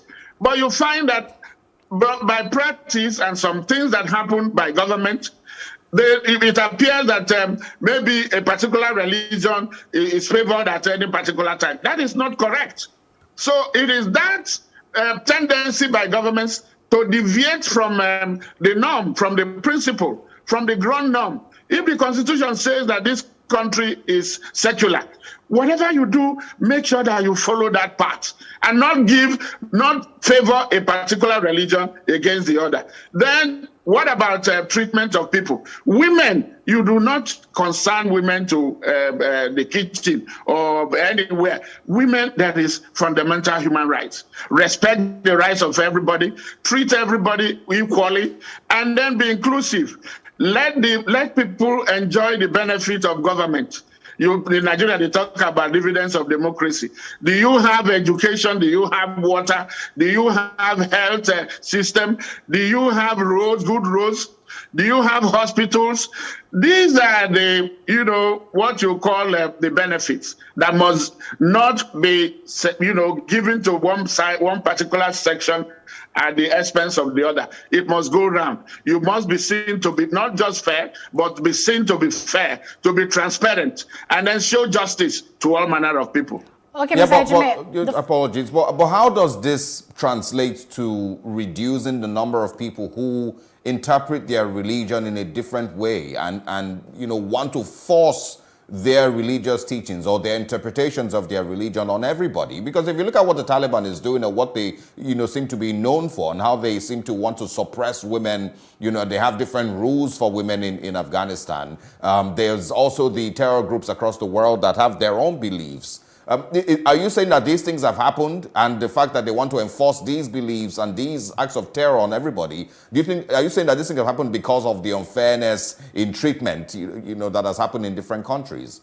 And once again, I'm asking, how do you think that their actions will influence other terror groups across the world? Okay. I had allowed a gap so it doesn't become a monologue. So I remember I identified two layers, with national and then the international level. So that national level, if you now are able to put everybody in check, if there is a crime committed by any particular group, you do not show favoritism. as against if, for instance, if one religion can be a member of any religion can do anything and get away with it while you punish the other people. You are not being fair. That is the type of thing that will happen that will now make people to now say, if this is what is happening, then those disaffections, those unfair treatment will now coalesce into what you call now extremism. And then become, if you ask the Boko Haram people, they have their grouses. They will say this was what happened, this was what happened. But the government is now there to look at every citizen and be able to dispense justice. If you do not do that, check once you see any measure or any incident of extremism, you correct it at the national level. Or whatever complaint they have, you address it so that it does not now go international. It is the inability of correcting that national melee that now becomes a hydra-headed issue, and now they have they now have coalition. So I see it will now be collaborating with Al-Qaeda with Al-Shabaab, and so on and so forth, because the national institution, national authority has not been able to deal with it. But once now what is it called? The cat has been let out of the bag. You now have to come to international collaboration. It is no longer one nation being able, and that is the danger, that if you are unable to address it or deal with it nationally, once it becomes an international concern, international problem like it is now, you now need collaborative international collaboration and partnership to deal with it. So that is what I'm saying. The government, even while you are dealing with it internationally, we still have to fight it nationally. That is the only way, and it's not easy. Americans will show you, they have seen that it's not easy. Nobody, no one country can handle terrorism or jihadism or Islamic or whatever extremism that has now taken no one country. No matter how mighty you are, you need the collaboration. Americans have seen. You see what has happened. They went to Afghanistan 20 years ago. Blazing the special forces, driving Al Qaeda away, using some laws and whatever. Today, they are back. It's as if nothing has happened. It's a failure of strategy. And so everybody has to go back to the drawing board. So, Mr. Ejime, the Taliban have threatened to topple the Afghan government once the U.S. forces pull out. The U.S. forces have withdrawn and the Taliban have taken over. Can we take a step back and analyze the question, if there was any way the U.S. forces could pull out without, the Afghan forces, without the Taliban taking over? Well, that is what let's go back to when they came in. They said, well, they were there to make sure that they kept attacks, jihadist attacks against America very far away. Remember, it was all 9/11 incident and so on. And so they told us they have trained 300,000 Afghan soldiers. Where are they today? What has happened is that after spending close to $2 trillion, what happened there was that it was a case of encouraging corruption.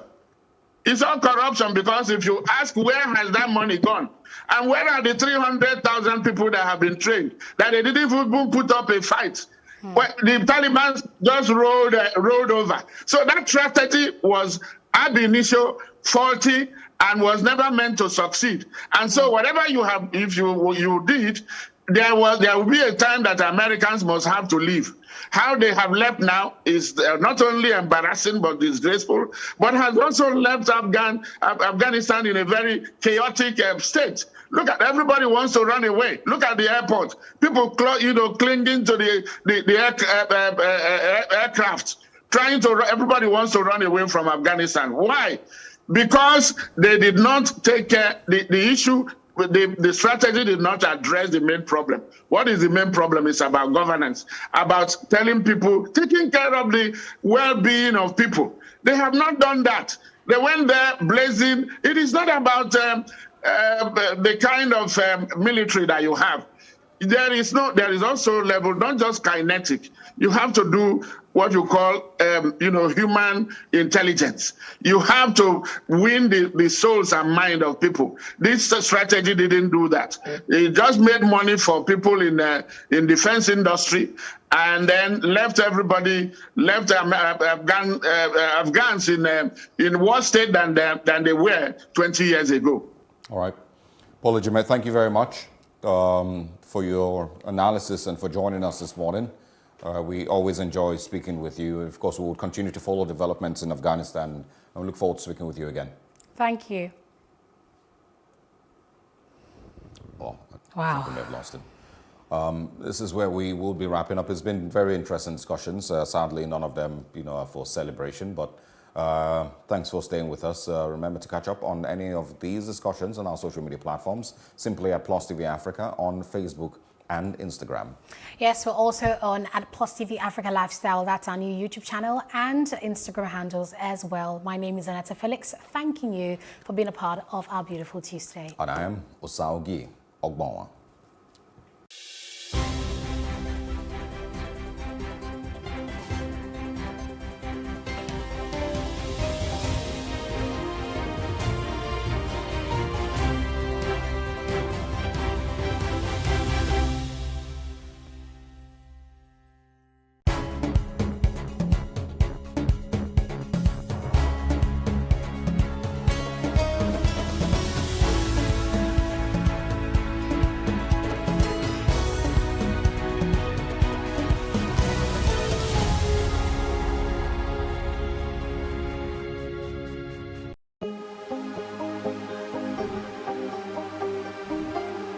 It for upcoming artists to blow in Nigeria.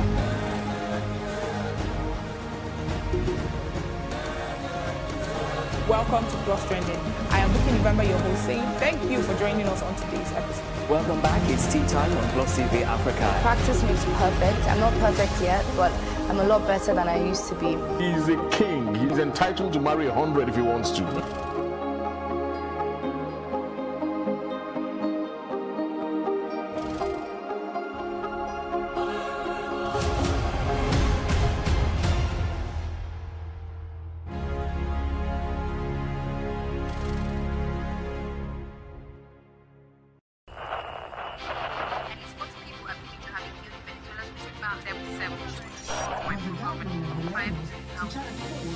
Politics has helped shape the decision of the polity, from conspiracy theories to good old-fashioned comic politics. These are the results of tomorrow's election. You have it already, have you? I am not hungry. If I need appointment, all I need to do is to start praising government.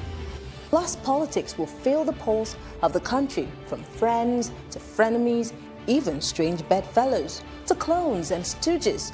We go beyond the rhetorics and the drama to analyze the story behind the story. Let everybody come and say. The moment we stop having charlatans occupy political offices, we will curtail hate speech. Plus Politics, not just another political show. It's about putting you, the citizens, in the know.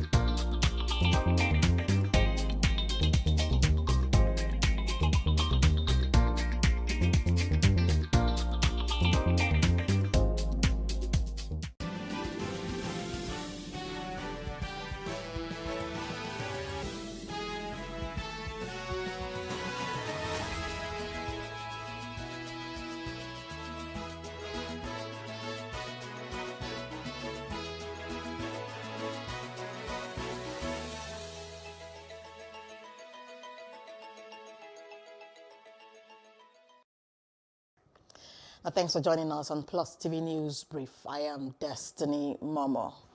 And former Deputy President of the Senate, Ibrahim Mantu, has died. His family says he died at a private hospital in Abuja after 9 days of sickness and isolation.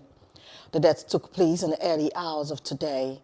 Mantu was one of the notable figures in the nation's political landscape for many years. In 2001, he was elected Deputy Senate President under the platform of the People's Democratic Party, a position he held till 2007. And 2 staff and 1 student have escaped from their abductors in Bakura local government area in Zamfara State.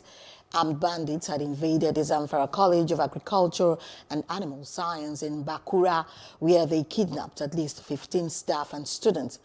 But Deputy Provost of the college, Ali Atiku, confirms that the 3 who escaped have returned to the college. And 4 persons were killed during the attack, including a police officer and 3 gate men of the school. Governor Simon Lalong of Plateau has vowed to deal with promoters of false information on social media targeted at inciting crisis in the state. The governor stated this while briefing newsmen on Monday after a visit to some injured victims of the August 14 massacre along Rukuba Road in just north local government. The governor expressed displeasure over the use of social media platforms by those he called merchants of conflict since the attack. He states that the government would arrest and deal with them to serve as a deterrent to others. 3 days, when it took a different dimension, we've done a lot of things to nip it in the bud. But when it was getting to that scale, that's why you saw us putting some measures, including lockdown, curfew and others. Today we've gone on assessment and we have seen. First, on behalf of the government, I still stand to condemn these acts. These are clear acts of criminality. All those who perpetrated these acts are criminals. I see them as criminals, completely criminals. Now, peace has returned to the 3 local government areas where the Plateau state government imposed curfews following Saturday's killing of travelers. The State Commissioner for Information, Dan Manjang, has told PlusTvAfrica that the government is currently holding talks with stakeholders to ensure the peace is maintained. PlusTvAfrica's Messi Bokpo spoke with him on the phone. Tempers are high in Plateau State, where 22 people were killed on Saturday. The state government has since imposed curfews in 3 local government areas, just north, just south, and Bassa. The University of Jos has also suspended examinations which could have started on Monday. But the Commissioner for Information and Communication, Dan Manjang, tells me that 17 local government areas in the state are now peaceful. The atmosphere in Plateau State right now is calm, but even when we talk about Plateau State, it means the entire 17 local governments. But you know that this issue is not in all the 17 local governments. It's in the 3 local governments of just North, just South, and then Bassa local government. And so the situation is calm. As I talk to you right now, His Excellency, the Governor of Plateau State, the Right Honorable Simon Bakola Long, is going around to see to do an on-the-spot assessment of the situation. Saturday's killings come less than 2 weeks after scores of houses were destroyed in Miango, an Irigwe chiefdom in Bassa local government. The Irigwes are accused of carrying out the latest mayhem, but they deny that. Ironically, the killings took place as native Irigwes were burying persons killed in the Miango attack. This points to build up tension, often along tribal lines. The Information Commissioner, Manjang, says the government had set up institutions in the past to foster peace among conflicting interest groups. We have been assisting security with equipment, buying vehicles for them and motorcycles, and assisting them financially. And that is why it's because of what we have been able to do that we have secured Plateau State thus far. In the life of this administration, 6.5 years, we have enjoyed relative peace, and it is because of the institutional framework and because of the proactive measures that the state government has been able to put in place. And that is why we have what is called Plateau State today. In the midst of these killings and attacks in Plateau State, experts are calling for caution and engagement so the situation doesn't get worse. Mercy Ebokpo for PlusTV Africa.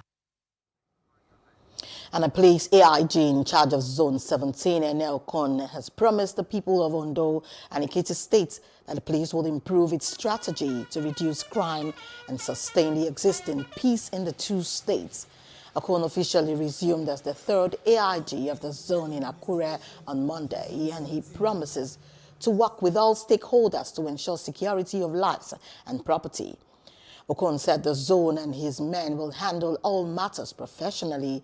He also noted that he would get proper briefing from the two police commands on how to tackle isolated cases of crimes. I am just here to only add value to policing in Zone 17. A lot has been done by the two CPs of this zone. My own is just to come and add value. It's just value addition. There may not be any need to say bring in any other innovation. Also, I am very much abreast with the fact that this is the area that community policing is working and working well. And for the policemen, I have very zero tolerance for laziness. And President Muhammadu Buhari has signed the Petroleum Industry Bill 2021 into law. Presidential spokesman Femi Adesina announced on Monday that President Buhari assented to the bill today to fulfill his constitutional duty. The PIB had been in the works since the tenure of former President Olusegun Obasanjo, who led Nigeria between 1999 and 2007. The Petroleum Industry Act provides legal governance, regulatory and fiscal framework for the Nigerian petroleum industry, the development of host communities and related matters. The Senate had passed the bill on July 15, 2021, while the House of Representatives did the same on July 16th. The ceremonial part of the new legislation will be done on Wednesday after the president completes his 14-day mandatory isolation since he returned from the United Kingdom. And meanwhile, OPEC has congratulated President Muhammadu Buhari for signing into law the Petroleum Industry Bill. The Secretary General of OPEC, Dr. Mohammed Bakindo, said this in a congratulatory letter released on Monday. He added that the enactment of the legislation was timely as the investment outlook had become clouded by efforts aimed at accelerating a lower carbon future. According to him, the new law will help harness Nigeria's potential to achieve its program of raising oil production. It will also draw on the country's vast natural gas reserves to provide clean and efficient energy. And with the rise in statistics of human trafficking and forced migration in Nigeria, human rights advocates have called for a collaborative effort to end the menace. They want young Nigerians equipped with the right information and fighting the societal evil. This was as they gathered teenagers from across the FCT to raise their consciousness through movie screening on new strategies by traffickers to lure their victims. Awareness is key. Let's push the message out there so that people have the right information and know that when people are coming to them, even you would not believe that within the religious houses, you have those people that we look up to as religious leaders also coming in the guise of enablers. Our research has shown this over time. So we want to be able to equip young people, equip our women and adults generally with the right information and ensure that the statistics that we are seeing is lowering. What we think can be done is we need to be able to raise the consciousness of parents that they should not commercialize their children. So parents see their children as commodities, especially their girls, trading their bodies at the international market for sex because they want some euros, they want some dollars and all that. So we want to be able to deal with that the pressure that is coming from parents is reduced to the barest minimum. This documentary that you have screened today gives a lot of information about how traffickers are devising new means or the means that traffickers are using to get teenagers and young people out of the country. Now, social media is one of those means, and we know that this group of people that you have screened this documentary today, they are on social media. Social media is a tool of the young person in this generation, and they are easily poked on these platforms. So we are telling them, be aware. If somebody is giving you an information that you're not sure about, if somebody is saying something that you're not sure about, then you should be able to say no, I'm not going to do this. And then for the fact that we are informing these teenagers today, it's like we are informing other teenagers. The government really needs to do more to ensure that Nigeria becomes a better place for people to live in, because we need to tell ourselves the truth. Why are people being deceived? Of course, people are looking for greener pasture, out there. So I believe that if our country, our beloved country, Nigeria, if it's a conducive, if Nigeria is given a conducive environment for people to thrive, I think it will be very, very difficult for people to say or for people to be deceived. The industrial court has adjourned a suit against striking resident doctors instituted by the federal government till September 15, 2021. The Minister of Labour and Employment, Dr. Chris Ngige, took the striking doctors to court over the abdication of their responsibilities. The industrial court summoned the doctors to explain why the no work, no pay rule should not be applied against them. The resident doctors began an indefinite strike on August 2, 2021, due to the failure of the government to meet most of their demands. And meanwhile, the federal government on Monday began administering new vaccines of the virus, and this is marking the start of the second phase of the vaccination program. Nigeria began the second phase, having received about 4 million doses of Moderna vaccines donated by the U.S. government. The exercise had earlier been scheduled for August 10th, but was postponed due to purely administrative reasons, according to the Minister of Information, Alhaji Lai Mohammed. Nigeria began the COVID-19 vaccination on March 5th, having received approximately 4 million doses of the Oxford AstraZeneca vaccines from COVAX. And this led to the successful vaccination of over 3 million eligible persons across 36 states and the FCT, representing 98% utilization of the vaccines. And then 2,534,205 people have been vaccinated for the first dose, and 1,404,205 have received their second dose of the vaccine. And now the African Union on Monday handed over the first shipment of 177,600 of Johnson & Johnson vaccine doses to ensure widespread access to the COVID-19 vaccines across Africa. The AU launched the African Vaccine Acquisition Trust in November 2020. Indeed, the vaccine acquisition by the effort was a unique milestone for the African continent.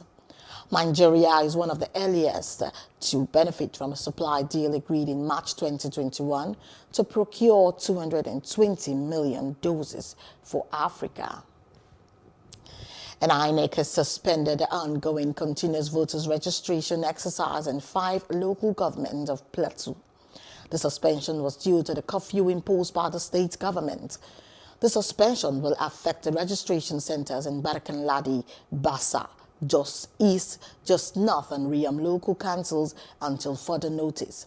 INEC wishes to assure fresh voters who had problems with their PVCs that they would promptly attend to as soon as the situation improves.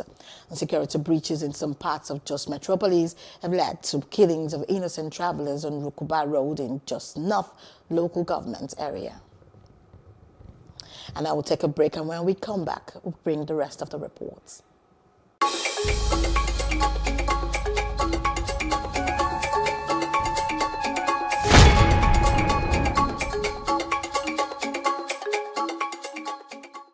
Hello and welcome. It's Nimasa This Week, the voice of maritime.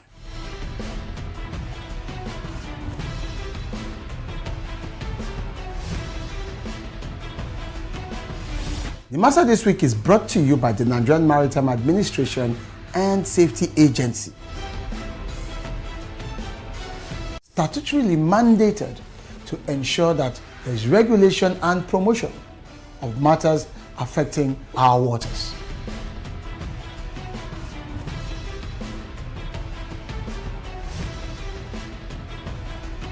NIMASA bears responsibility for search and rescue, shipping development, and ship registration.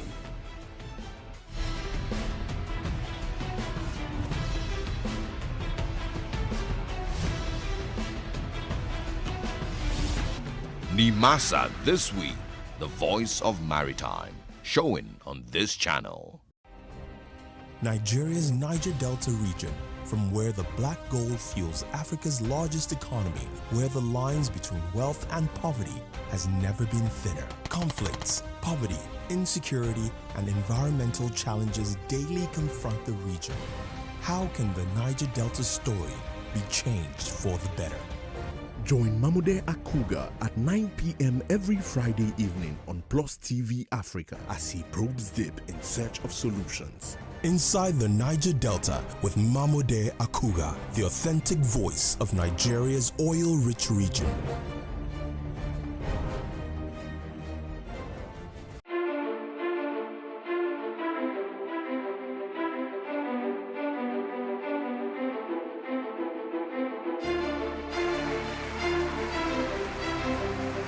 This Medan has been directed to empower 1,000 persons with disabilities in each state in the next 12 months. When I start hearing the shoot of gun, every public policy has winners and losers, and some will not be very happy with you, while others, usually the silent majority, will be quite happy.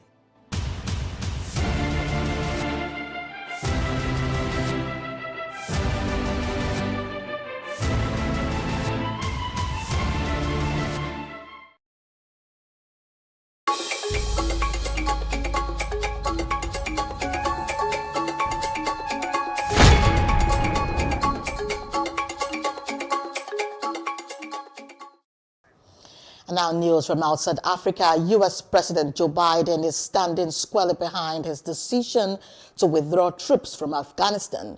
He has also rejected broad criticism of the chaotic withdrawal and has instead blamed the Afghan government for the country's recent crisis. We spent over $1 trillion. We trained and equipped an Afghan military force with some 300,000 strong. Incredibly well equipped, a force larger in size than the militaries of many of our NATO allies. We gave them every tool they could need.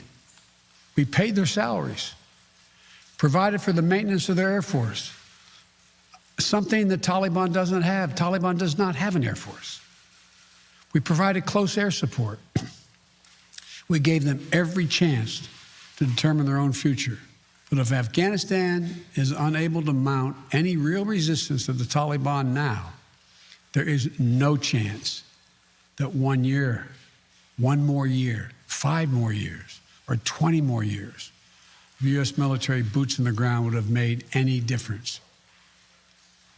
And here's what I believe to my core. It is wrong to order American troops to step up when Afghanistan's own armed forces would not. And Australia will be sending 250 military personnel to Kabul to evacuate its citizens and an unspecified number of Afghans. The Afghans are those who had been given visas after working with Canberra. But Australian Prime Minister Scott Morrison says the country will unlikely be able to assist all Afghans that assisted its military. I want you to know that we will continue to do everything we can for those who have stood with us, as we have to this day. But I want to talk openly to veterans that despite our best efforts, I know that support won't reach all that it should. On the ground, events have overtaken many efforts. We wish it were different. And that's why we're reviewing these matters so regularly. But I do remain optimistic about those operations. That's why we continue to authorise and proceed with our plans to ensure we can get done what we hope to get done in the days ahead. And as the Taliban solidifies its stronghold in Afghanistan, crowds at Kabul's Hamid Karzai International Airport have thinned out, as seen on satellite imagery. The images still show thousands of people attempting to board a flight out of the besieged Afghan capital on Monday. People could be seen converging around the airport's tarmac terminals and runways while countries attempted to evacuate personnel from the city. And away from Afghanistan, doctors in Haiti are battling in makeshift tents to save the lives of hundreds of injured people following the earthquake there. The quake has killed more than 1,400 people and rescue efforts are being slowed by Tropical Storm Grace. We'll bring you more reports on that shortly. On business news, the final phase of the plan to concession the terminals of the country's 4 major international airports has begun. The Murtala Mohammed Airport in Lagos, the Nnamdi Azikiwe Airport in Abuja, the Port Harcourt and the Malam Aminu International Airports, Kaduna, are affected by the new policy. And amid fears by airport workers, the Minister of Aviation, Hadi Sirika, has promised that no job will be lost to the concession arrangement. He also assured that there will be full negotiation with workers before the full implementation of the program. And that's the news brief. For more, please follow us at PlusTvAfrica on Facebook and Instagram, and do subscribe to our YouTube channel at PlusTvAfrica and PlusTvAfrica Lifestyle. I am Destiny Momo. Thanks for watching.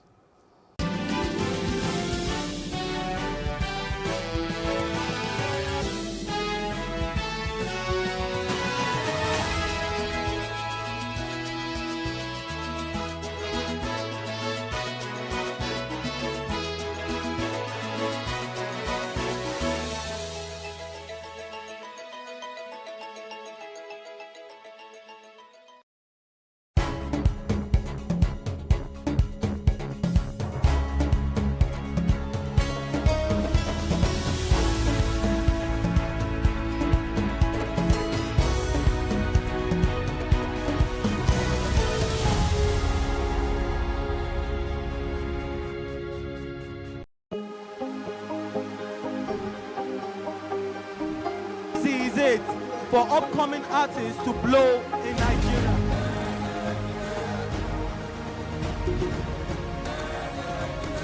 Welcome to Plus Trending. I am Booking November, your host, saying thank you for joining us on today's episode. Welcome back. It's tea time on PlusTvAfrica. Practice makes perfect. I'm not perfect yet, but I'm a lot better than I used to be. He's a king. He's entitled to marry 100 if he wants to.